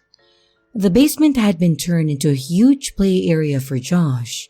All the big setups were down there, like the play workbench, and there was even a small play set with a slide and push-around cars.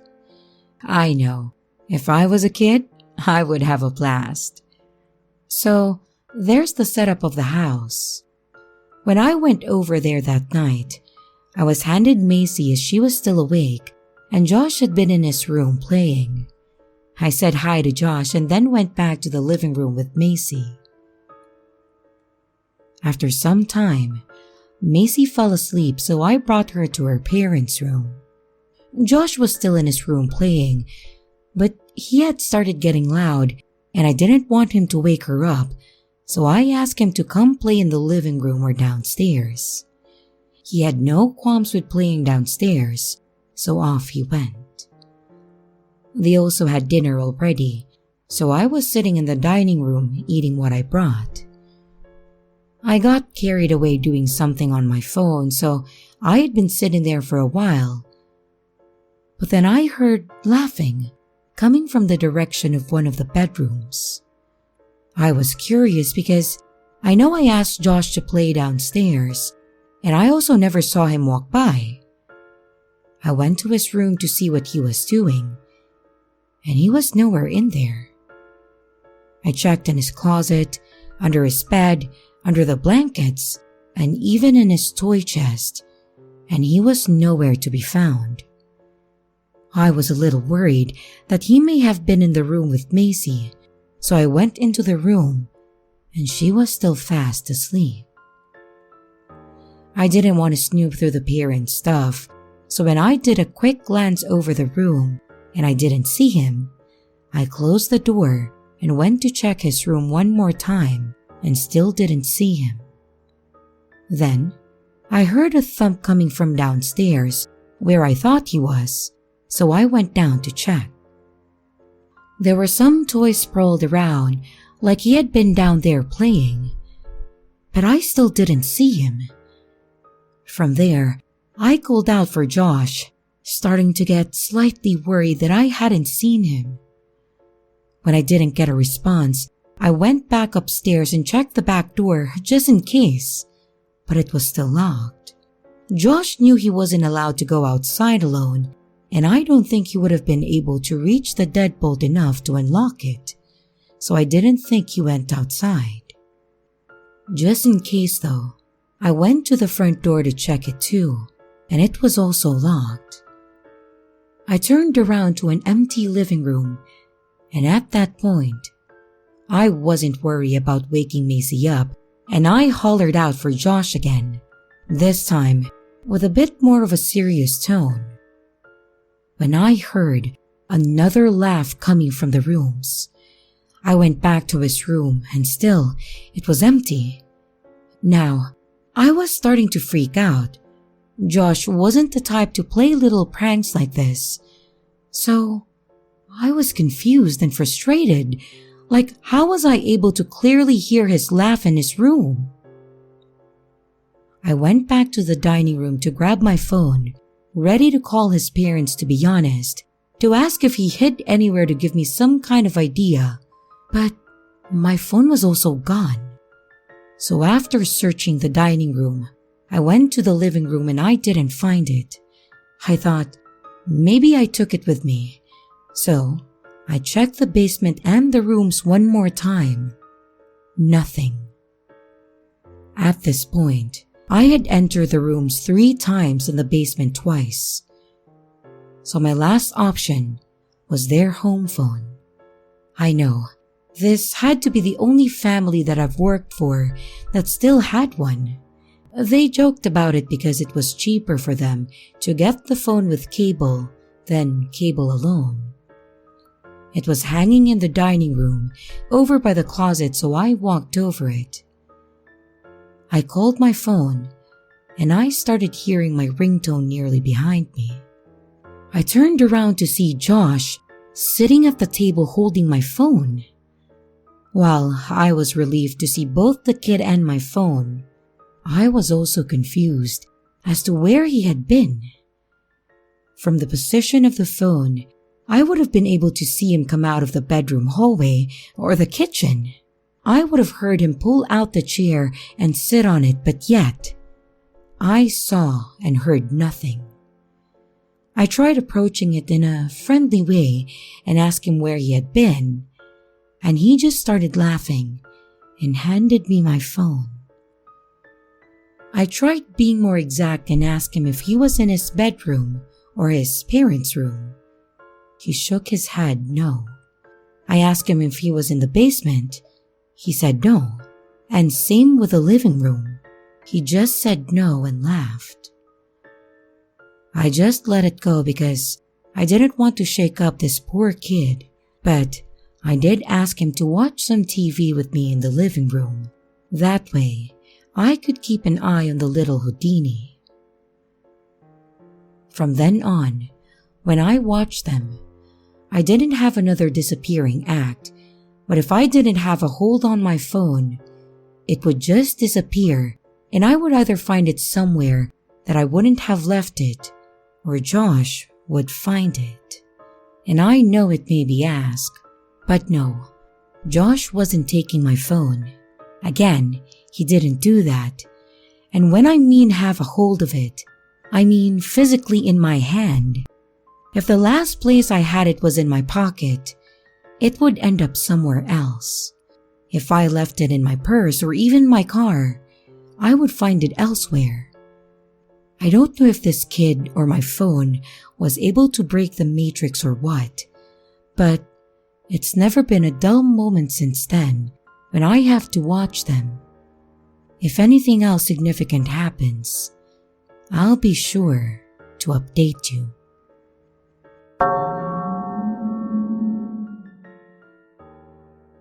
This took place back when I was around 12, which was around 18 years ago. I'm the oldest of 5 kids.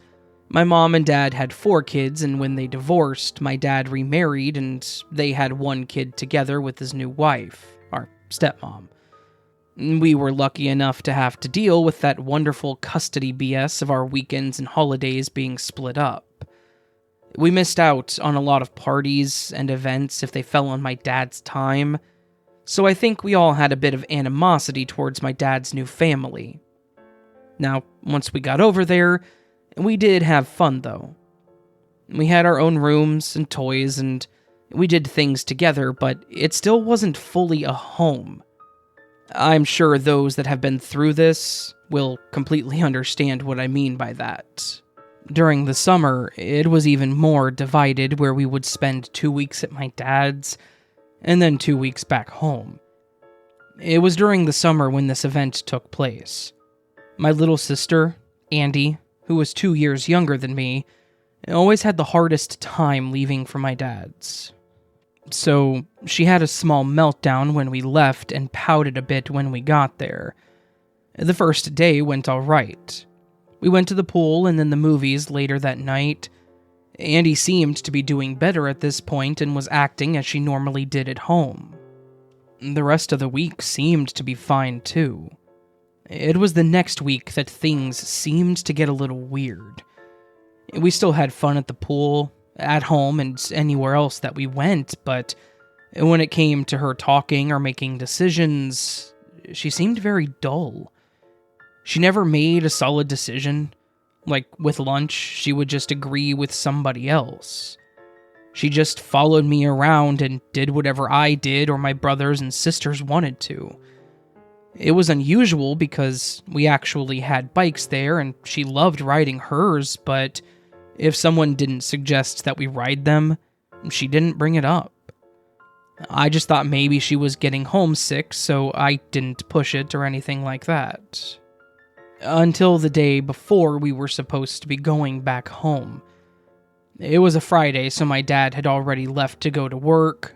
My stepmom was off, but she was going to be running errands all day, so a babysitter was going to be over soon. I was having my cereal in the kitchen, my brothers and sister were already watching cartoons in the back room, and Andy was still in bed. As I was putting my bowl in the sink, my stepmom asked me to go wake up my sister. I went to the doorway and told her that she needed to get up. She was lying on her side and facing away from me, so I couldn't tell if she was awake or heard me, so I walked up next to her and shook her again, telling her she needed to get up. That's when I noticed that she was awake, but she was obviously crying. She was sniffling and letting out those small whimpers as you do when you're crying, so I asked her what was wrong, but she wouldn't answer me. Worried that she wasn't feeling good or something worse, I went to get my stepmom and followed her back to Andy's room. She did the same as me and only called out for her in the doorway, but when she heard her crying, she approached the bed, wrapped her arm around her, and tried to get her to talk. That's when I hear her say, "It's finally different."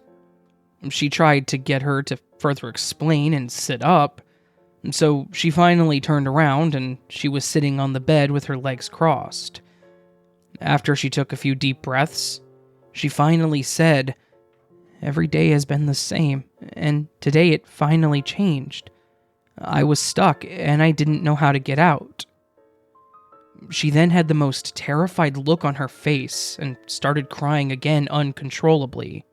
I had never seen her like this before. Sure, I'd seen her cry or even scared in some cases, but this was completely different.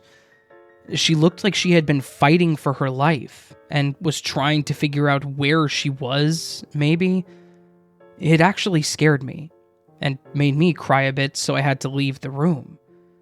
I don't think any of us really understood because I remember my stepmom telling her she was okay, and was talking about the different things that we did and asked her if she was just bored.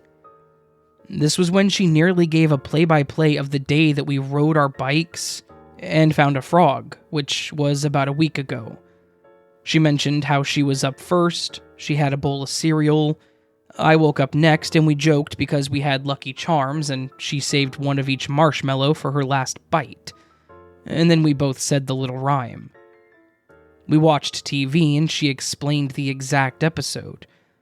She then mentioned how we were told to play outside, we rode our bikes to the park, we found a frog, mentioned the face that she could make out on its back, and then the name that we gave it before releasing it. She went on from there, literally explaining every single detail of that day, even the small things that one would forget about, like the order in which she ate her dinner, with every single bite. She said she thought it was weird the second day, but then the third, fourth, and fifth day had been the same, and she started getting scared that she was stuck and couldn't figure out how to get out. My stepmom was trying to calm her and get her to forget about it since it obviously hadn't been the same for us. Surprisingly, she made Andy oatmeal so that she had a different meal, and told us not to talk about it and try to cheer her up instead. I sat with her as she ate her oatmeal, still looking terrified and in disbelief. The babysitter showed up when she was finishing up, so once she was done, I followed her to our room where we both got dressed, and then went into the living room to play the N64. I avoided talking to her about what happened, worried that I would upset her. To be honest, to kind of scare myself as well. I continuously asked her what she wanted to do that day so that she could pick, and it would be different. And unlike the prior few days, she chose with no indecisiveness. She wanted to play on the console for a bit, and then she wanted to play dolls with me, and then we even colored and made paper decorations for our room. It was completely different from the past few days. My stepmom must have told my dad about it because when he came home, he gave us all hugs, but then went to talk with Andy for a bit, and I overheard him asking if she was okay, and what she experienced earlier. He then assured her that it had been a whole week, and that maybe she just had a really vivid dream, maybe even just a bad dream. I don't think she believed it, but I think she just dropped it as she was done talking about it. As mentioned, this has been years ago, but my sister and my stepmom both remember it quite vividly. My stepmom said it actually scared her with just how terrified Andy looked, but had no idea what could have happened. She said that she was even worried if she'd had an accident on her bike or something, where maybe she hit her head, but nothing like that had happened. She told my mom about it too, just in case it may have been a medical thing, but nothing ever came of it.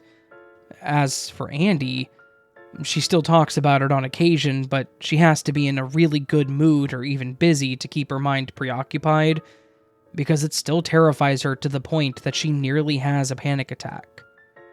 Her memory is even the same as it was back then, with every detail that happened. I don't know if anyone else has experienced something like that, but it's always in the back of my mind that my sister may have lost a week of her life, or that I was living with a creepy, mundane copy of her for that entire week.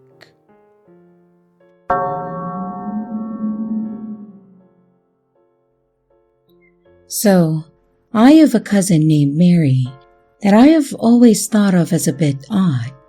She's a good kid, don't get me wrong, but she's always had a bit of a weirdness about her. My mom says that she's most likely sensitive to the paranormal, and that may be true, but to me, some of the things that she's sensitive to, or has said, have been really strange. It's probably important to mention that Mary is 7 now, but when she started to say weird things, she was, I believe, around 4. The first thing I remember her saying that was weird was when I stayed the night over at my aunt and uncle's house. I was 13 at that time and she was 4, like I mentioned. And when I stayed over, she wanted me to sleep in her room with her. I set up my sleeping bag in her room by her bed and was ready to go to sleep. After about 10 minutes or so, Mary put her hand over my shoulder and started talking. But it wasn't like she was talking to me. It sounded like she was talking to someone else in the room. I can actually remember exactly what she said too, because it scared the absolute hell out of me. The whole time she was sitting there talking, she was telling whatever she was talking to that I was nice. She said something like, "No, don't bother her. She's nice. I like her." Then after a few seconds, she seemed to get more serious and say, "No, you can't take her." And then she chuckled and went to sleep. She seriously said this, didn't say anything to me about it, laughed, and then passed out. It was creepy, but I moved on and pretty much forgot it, assuming that she was just talking to her imaginary friend or whatever. That changed when my aunt sent me a text after I spent the night and asked me if she had mentioned anything about being scared in a room. I said no, but then I told her that when I was in there, she was talking to herself. My aunt then goes on to tell me that my cousin told her that she didn't want to sleep in her room anymore because the man that lives in the walls keeps watching her. My aunt tried to get more information, but she kept saying that there was a man that would walk through the walls and watch her sleep, and it scared her. So she didn't want to sleep there anymore. She actually didn't sleep in her room for a few weeks after this, and any time that she went to her room, she would make angry comments to someone and then run out screaming. Not like scared screaming, but screaming like she was angry, almost growling. Then after a few weeks, she kind of just moved on and went back to normal. This wasn't the only time that she had one of these events, but this was one of the ones that I was present for, and it was kind of weird. It could have been an imaginary friend, sure, but it felt more real than that. She seemed way too involved for it to be imaginary. And like I mentioned, my mom says that she's sensitive to the paranormal, and I think that I agree with that sentiment, mostly because of this and a few other things. Hopefully you think that this is creepy enough to include in a video, because to me, it was seriously creepy.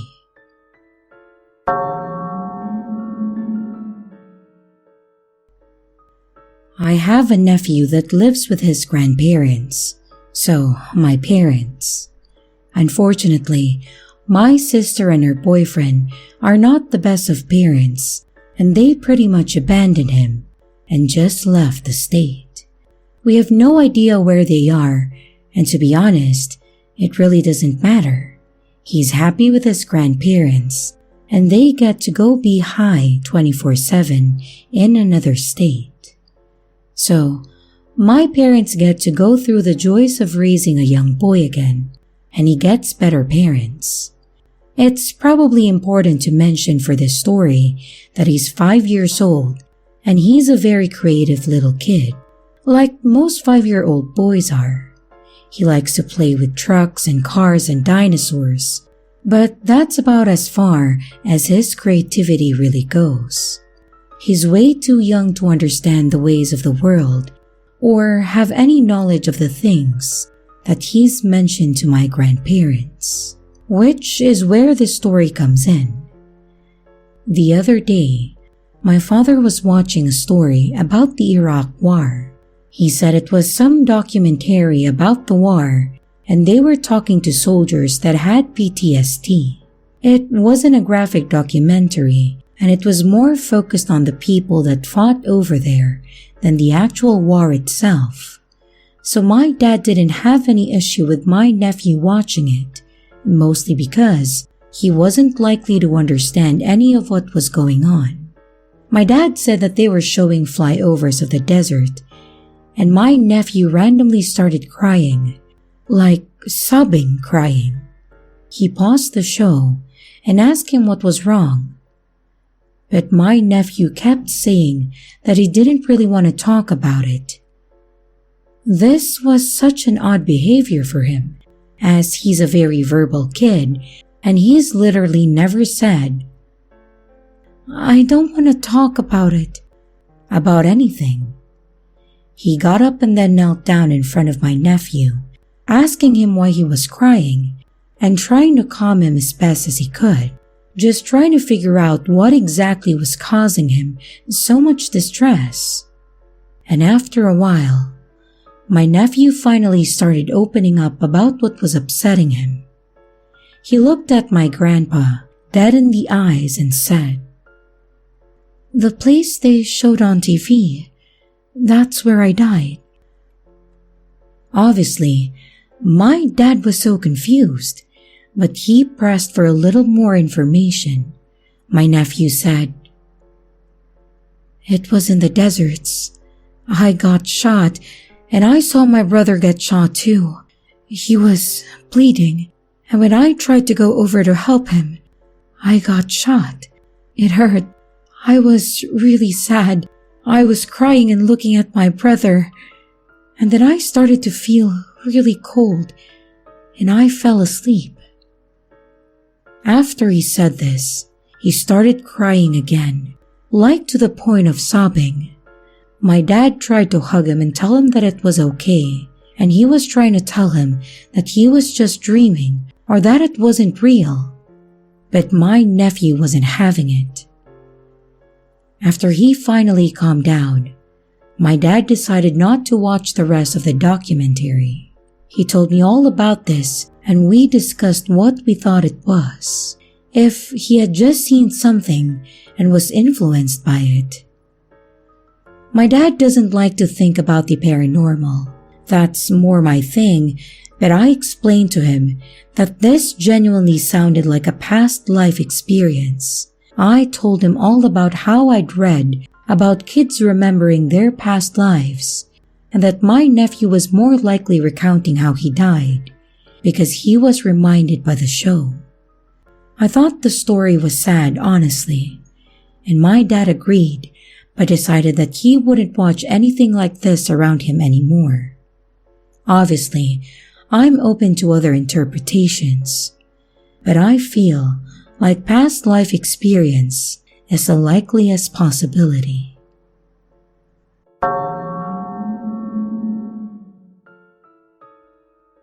I had a bit of a creepy experience with a kid that happened around a week ago when I was at the store shopping for groceries.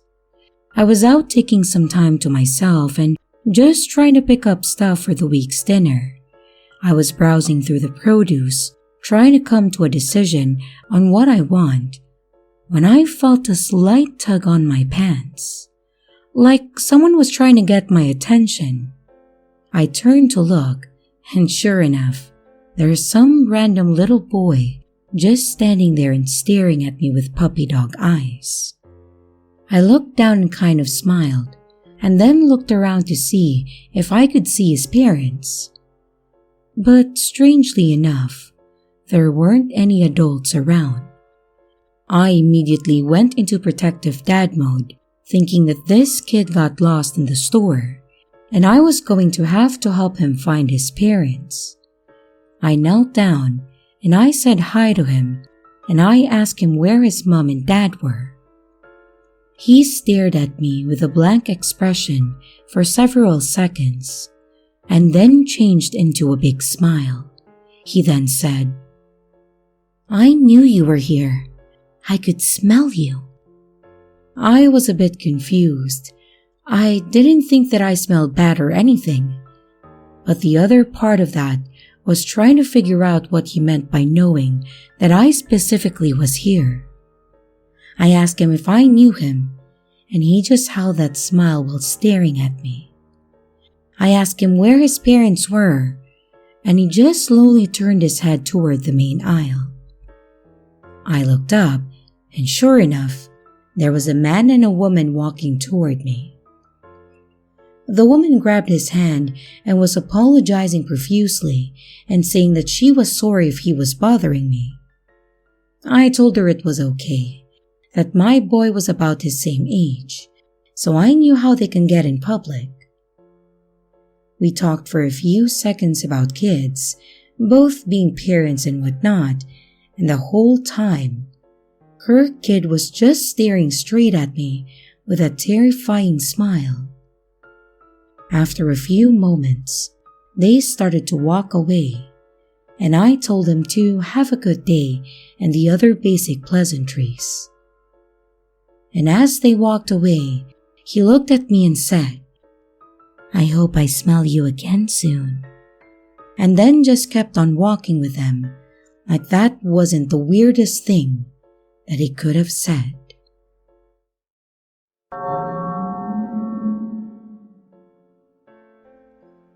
Story by U/Emergency Ad 6949.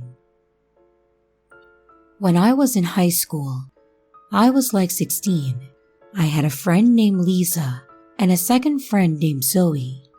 Lisa had like a lot of money, and her huge house was located right next to our high school.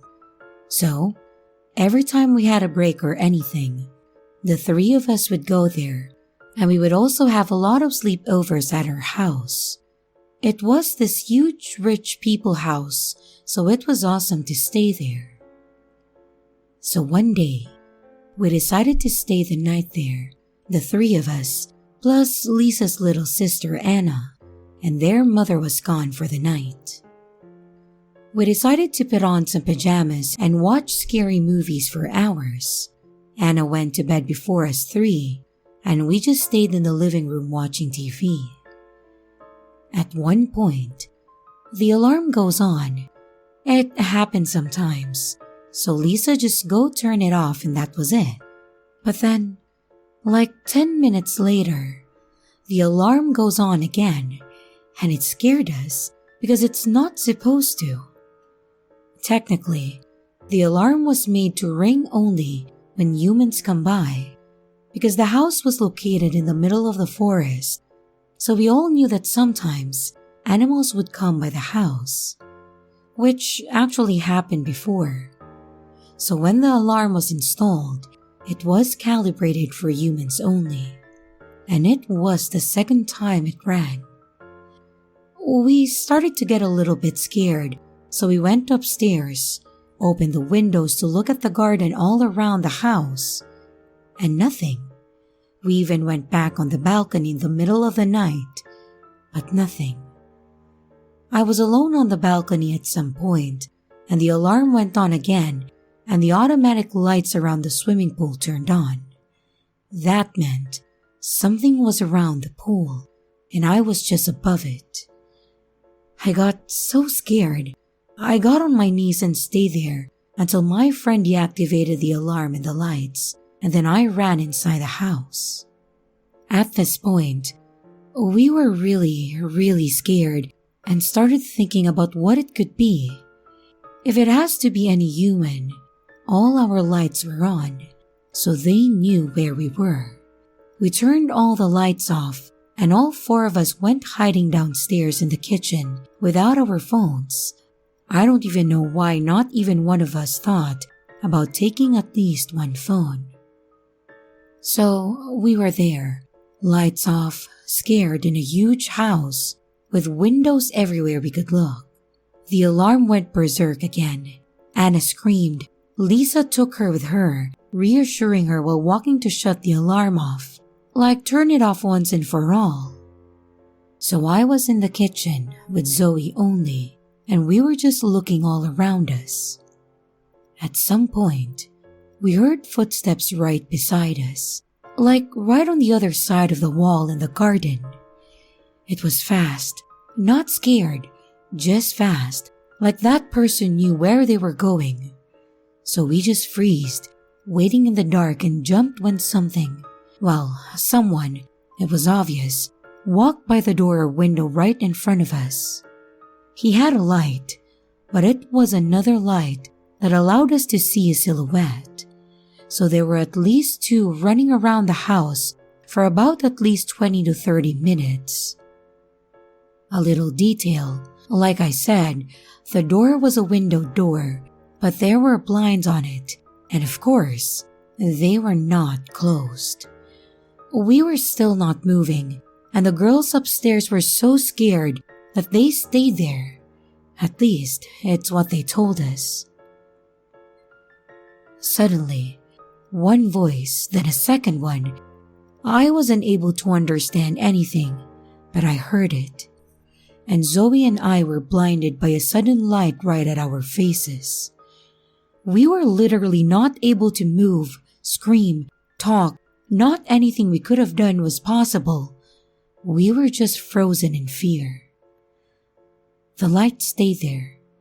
Someone was seeing us through the blinds. Someone was watching us being scared and was just staying there.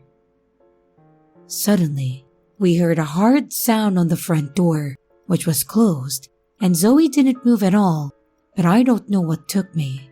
It just woke me up, and I crawled to the door in front of me. I closed the blinds and just hold the door in place in case the guy on the other side tried to force it open. Honestly, I'm small and thin, but my little body was useless there. But I did it anyway. The one at the front door was still trying to enter, Zoe still not moving, and the two girls upstairs doing I don't know what. And the one, just a glass window away from me, started hitting it. He was trying to force it. It was closed, but I just grabbed the handle and hanged in there for a while, and he was just hitting and trying to open the door. All of this lasted hours in my head, but I believe it was only a few seconds. And at one point, the hits at the front of the door stopped, and a few seconds later, the other one in front of me stopped as well. Then the lights just moved fast everywhere. The alarm did nothing, so it was disabled as wanted, and there was nothing. Zoe and I slept in the kitchen, and the two sisters upstairs, and nothing happened at all, and it was over. The next day, Lisa and Anna's mom came back home, and we told her everything. We got a bit yelled at because we didn't call the cops. I took it wrong at that time, but I understand now on why she got upset. She called the cops, who went to see the house and just discovered footsteps all around the house, some muddy footprint or mark on the front door, and that was it. They told us it must have been some guys who were just doing some recognition, when they just walk around the houses to see how to rob it. It was really common in this area, and there was a lot of really big and beautiful houses filled with expensive things. The only thing I will never be able to explain is why they started being so aggressive.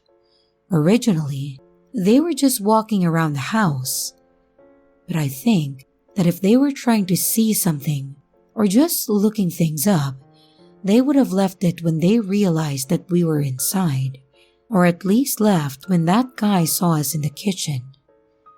Well, they didn't. The moment that they saw us in the kitchen, they started being aggressive and trying to force the doors to enter the house where we were.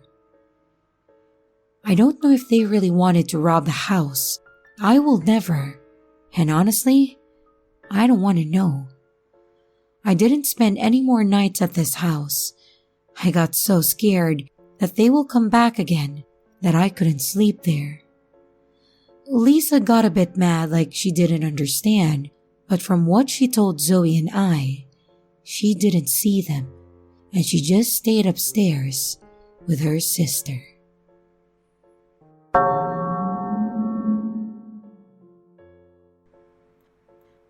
Story by you/Gotta Catch Mall. It's great to see that Uber now warns users to always check the license plate before getting into a car. But my story happened about a year before that was put in place. A few friends and I were spending New Year's Eve at a house party. The New Year hit, the party was winding down, and my friend ordered an Uber. Mind you, all 4 of my companions were some combination of pissed drunk or baked out of their minds, and I was decently buzzed, but by far the most sober of the group, and assumed the role of mom friend by corralling the group to the street to wait for the car. It was freezing, pitch black, and the streets were completely empty. A car pulled up and my friend announced that it was our Uber, so everyone started to make their way over. Now, out of nowhere, I got this sick feeling in my gut. My lizard brain kicks into overdrive and tells me to get the hell away from that car. And that's when I realized the car was missing an Uber sticker. Since my friend was too drunk to care, I grabbed her phone to check the license plate. This wasn't our Uber. I realized this at the same moment that my friend walked to the driver's side of the window to ask if this was the Uber for Sarah. And he told her that he was. I yelled to her that this was the wrong car, but she was too gone to care. "But he says he's our driver," she slurred.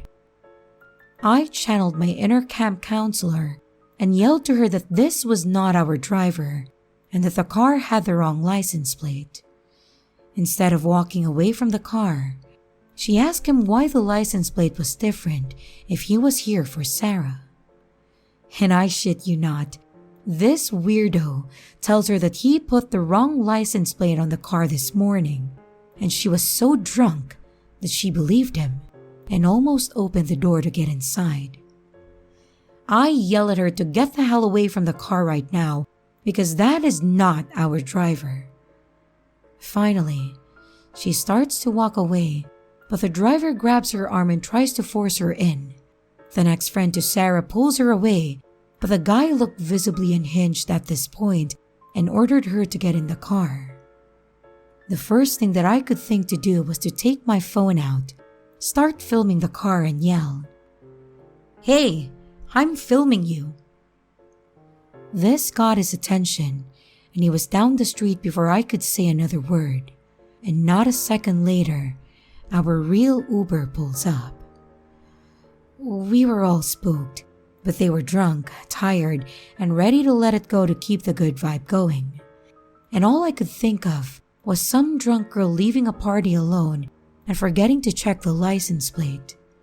So, as the only one who wanted to do something, and also the only one under 21, I decided to call the cops. Not great in hindsight, but I'd rather get busted for being just shy of 21 and kind of buzzed than let someone get possibly kidnapped and whatever else. It all turned out just fine, and they caught the guy before he could find another victim. But we never found out what his motive was or what happened after that. The best part of the entire ordeal, though, was the one guy in our group and his reaction. I've known him since kindergarten, and he's one of the smartest people I know. But he was so cross-faded that he actually believed that the guy was just a nice dude trying to help us out. He tried to convince me not to call the cops because it would only ruin the guy's night, and it was New Year, so he should have fun. And he still vehemently denies that this ever happened. In conclusion, always check your Uber's license plate.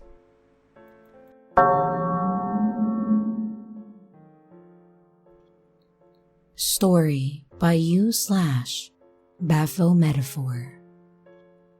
Please excuse any mistakes or if this isn't clear. I'm stressed out and emotionally, mentally, physically exhausted from the stress of my husband needing emergency surgery, and words are kinda hard right now. This happened minutes ago. It's 2:16 a.m. And it is worth noting that I am a very small woman, just over 5 foot and about 120 pounds.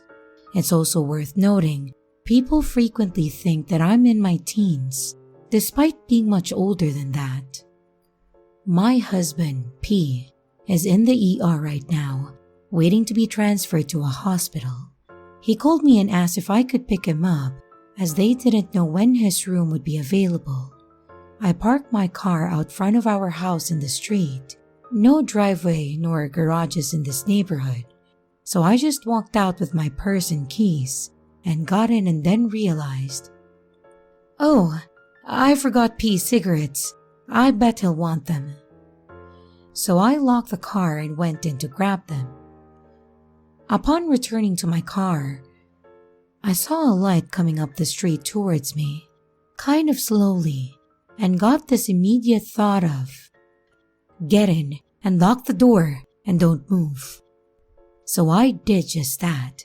A car with one headlight pulls up so slowly next to me that I thought they would stop and try to talk to me, sending me into a mild suspicion. I saw the silhouette of a driver turn to look as they crept past me. They very slowly made a right turn, and my gut said, do not move. So I stayed, and as they pulled away, I noticed that they had no license plates. Seconds later, they had circled the block and came to a slow crawl up behind me again and stopped at the stop sign. I am a corner house, and the stop sign is behind where my car is parked. They stayed there for a few seconds and then went straight. I still didn't move. Something felt sketchy. They then turned around in the cul-de-sac and stopped at the stop sign that faces the one behind me. They continued to sit there, and I could see them staring at my car, but still, I couldn't see their face, just a silhouette.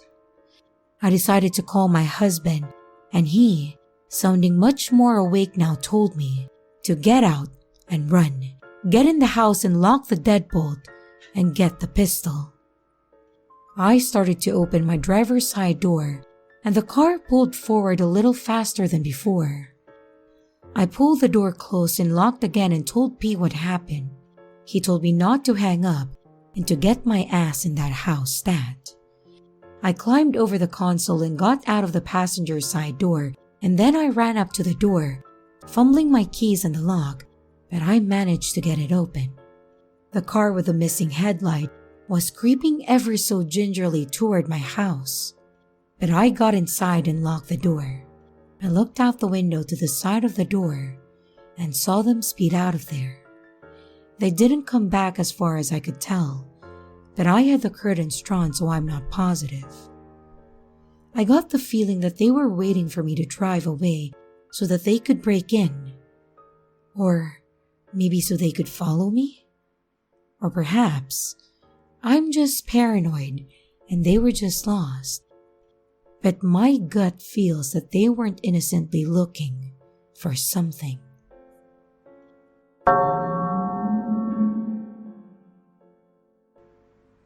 Story by u/Sad Bunana. So this happened about 13 years ago. I was 10 at that time, my brother was 8, and we had just moved to a new town that year. And the Walmart here had this sweet arcade up near the service desk. So every time my parents would bring us grocery shopping, they'd give us each a few dollars and let us play in the arcade.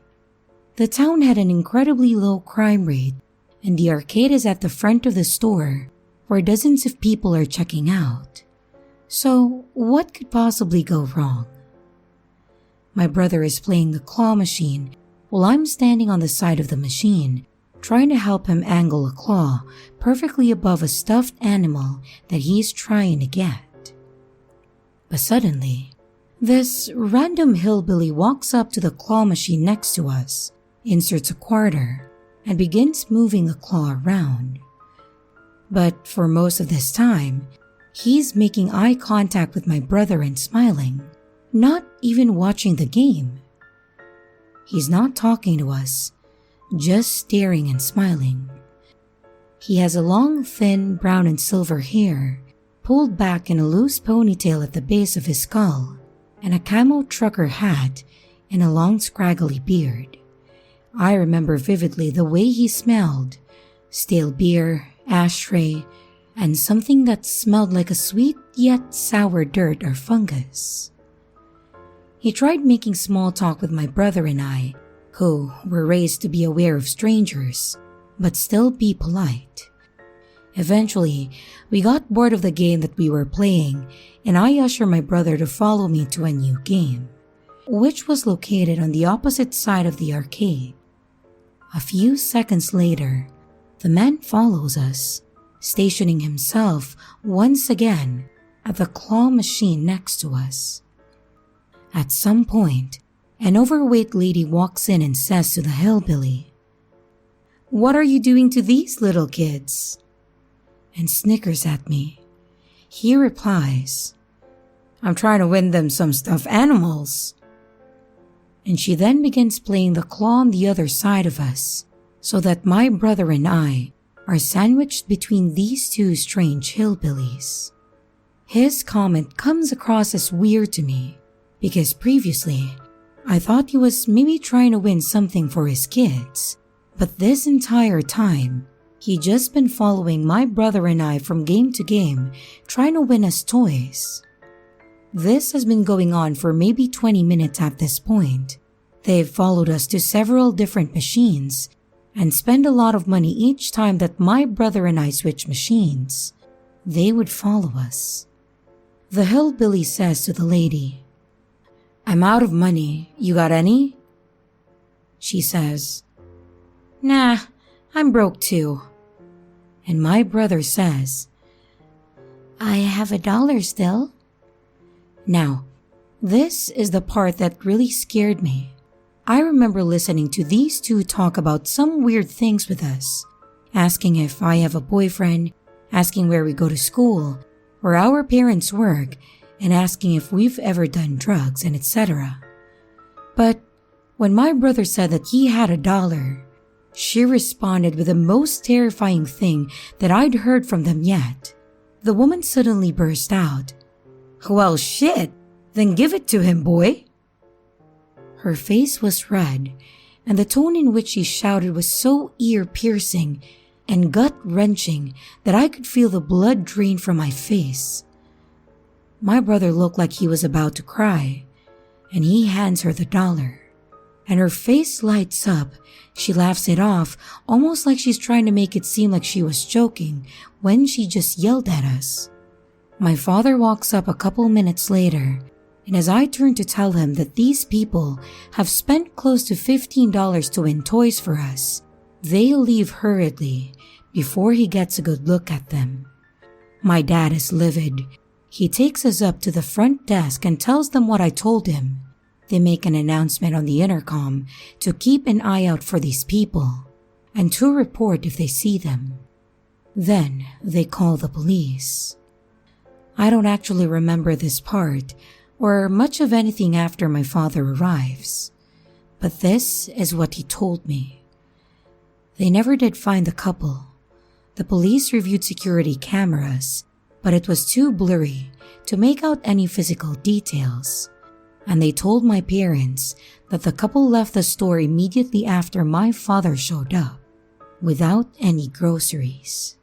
Every time I see a man or woman in Walmart that looks as I remember them, I get anxiety and I try to avoid them.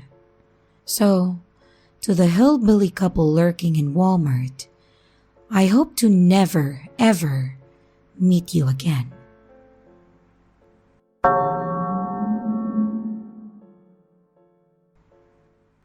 Story submitted by Nino. This true scary workplace story occurred in the autumn of 2012 in Glasgow, Scotland. The light was fading as it was the evening, and Glasgow gets very cold at this time of the year, so there was a bitter chill in the air. At around 6 p.m., my two friends, Neelam and Ayesha, who were both in their early 20s at that time, worked as beauticians in a beauty salon in the West End area of the city and were just closing up for the evening when a group of 3 fairly large men wearing ski masks aggressively pushed the door open and barged into the salon store front. They were carrying blue plastic shopping bags that were bulging. The men then closed the large front shutter down and had Neelam and Ayesha trapped in the store. Both of my friends were a bit stunned and didn't know what to do or say. The men began screaming and asking where the female owner of the salon was, to which they both shakily replied that they didn't know, which was true, as the owner was hardly ever there in person. The men had very thick Glaswegian accents, and it seemed as though they were white. However, the girls were not certain about this. And although both the girls were scared, they thought the men seemed fairly amateurish and thought that they would just leave after realizing that the owner was not there. Things took a much more sinister turn, however, when suddenly the 3 men pulled out hammers and silver duct tape. The men then marched Neelam and Ayesha to the back area of the salon, where they bound their hands and feet and wrapped their mouth up with duct tape. They were forced to sit on chairs with wheels on them and were taped to the chairs. The thugs then debated on what to do next. Wait on the off chance that the owner would come in or leave. The girls were obviously petrified at this point and were hoping that they would just leave. Neelam was especially scared as she actually had a cold at that time and was struggling with a tape that was now sealing her mouth. Her glasses also slid off of her face as she was struggling, so she was now also struggling to see. She tried to say to the men if they could take the tape off of her mouth because of her cold, but she was only able to mumble as her mouth was taped very tightly. One of the men yelled at her to shut up, and she tried her best not to cry, as that would have made things even worse. Ayesha was still very shocked by everything, but was mainly concerned for Neelam and was just praying that the thugs would just go away. She also tried to speak, but to no avail. Thankfully, a few minutes of looking at the girls and around the salon, they decided to just exit the salon's front door, but not before smashing the cash register and some mirrors with their hammers.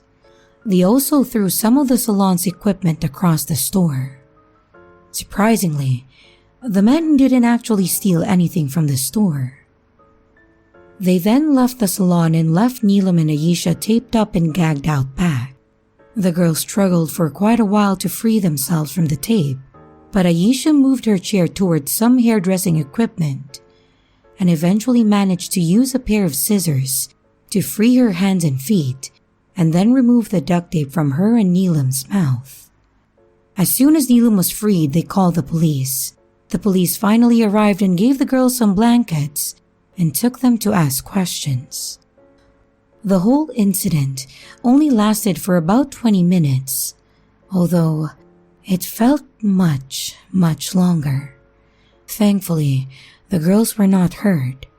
However, they were both very shaken for a long time after this, and the men were never caught as far as they are aware.